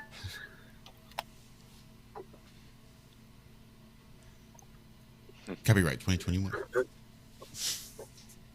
Well, yeah, I guess we can call it then, because it's about that damn time. Dan, it's been an absolute pleasure. Thank you. Thank you. It only took us this long. What, 4 years? Not quite 4 years. I mean, there's something to be said. Silver linings. It was less than 4 years. See, it's all how you emphasize it. But that was a great talk, a great conversation. We need to do that again. I remember watching Jerry Seinfeld doing his TV show. Like, I watched the first season, thinking, man, that was really funny. And like, I'm young, obviously, really starting to like appreciate the art of stand-up comedy. So I got into my grandparents' old albums and started listening to Rodney Dangerfield. And I think Rodney Dangerfield was probably one of the largest influences on my sense of humor than anybody else. That dude cracked me up. Absolutely. Oh, God. Jeez, I tell you. I get no respect. No respect. Yeah, His no respect. comedy specials back in the day, that's where I found so many of my comedians I love still to this day. Imagine if Jerry Seinfeld comes out as a flat earther. He's like, oh, have you looked into this shit? The fucking Earth is flat, guys. Have you ever noticed how you don't see a curve when you look out in the ocean? I mean, what's the deal with the lack of curvature? Dude, we gotta have a flat Earth Seinfeld. we gotta have a flat Earth Seinfeld. But all right, I'll let you guys go. But on that note, flat Earth champion out. It's not setting; it's shrinking. They're not in space; they're in the pool. Sorry, we could do this all day long. We gotta go. Thanks, Dan. Love you, and we will talk at you soon. Great stuff. Anytime, anytime. You're welcome back. Doors always open. Just pick a link. We'll probably be at one of them. All right, guys, thanks so much for hanging out with us in chat. A pleasure, as always. Lucas, sorry we missed you. Kimmy, we definitely missed you. Bob, feel better. Sending lots of energy to you and Bob, for sure. Bob. Feel better, man. Definitely. Make sure you guys check out the show description. You will see links for Dan in there. We should have all the links he's got linked up there. Hopefully they're all right. I don't know. Yeah, that's a nice setup. I'm jealous. We need something like that. Yeah, course, isn't that cool? Was that Linktree? Is that what that is? We need all that stuff to send people to have a Linktree, I guess. I dig it. Thank you so much, Dawn. We love you. What? Love Thank you you, guys. Don. Love is all we need. Super chat. Thank you. All you need is love. That's all you need. And a little bit of weed. Something like that. And a friend in need is a friend indeed, but a friend with weed is better. All right, guys, enjoy the rest of your weekends. We will see you on Tuesday morning over there on Truth Frequency Radio, TFRlive.com. Zach, Walt, Lucas, and I. Yeah, imagine that. Just hanging out doing our thing, but over there on TFR also. You get commercials. Anyway, have a great rest of your weekend. Much love, and bye-bye.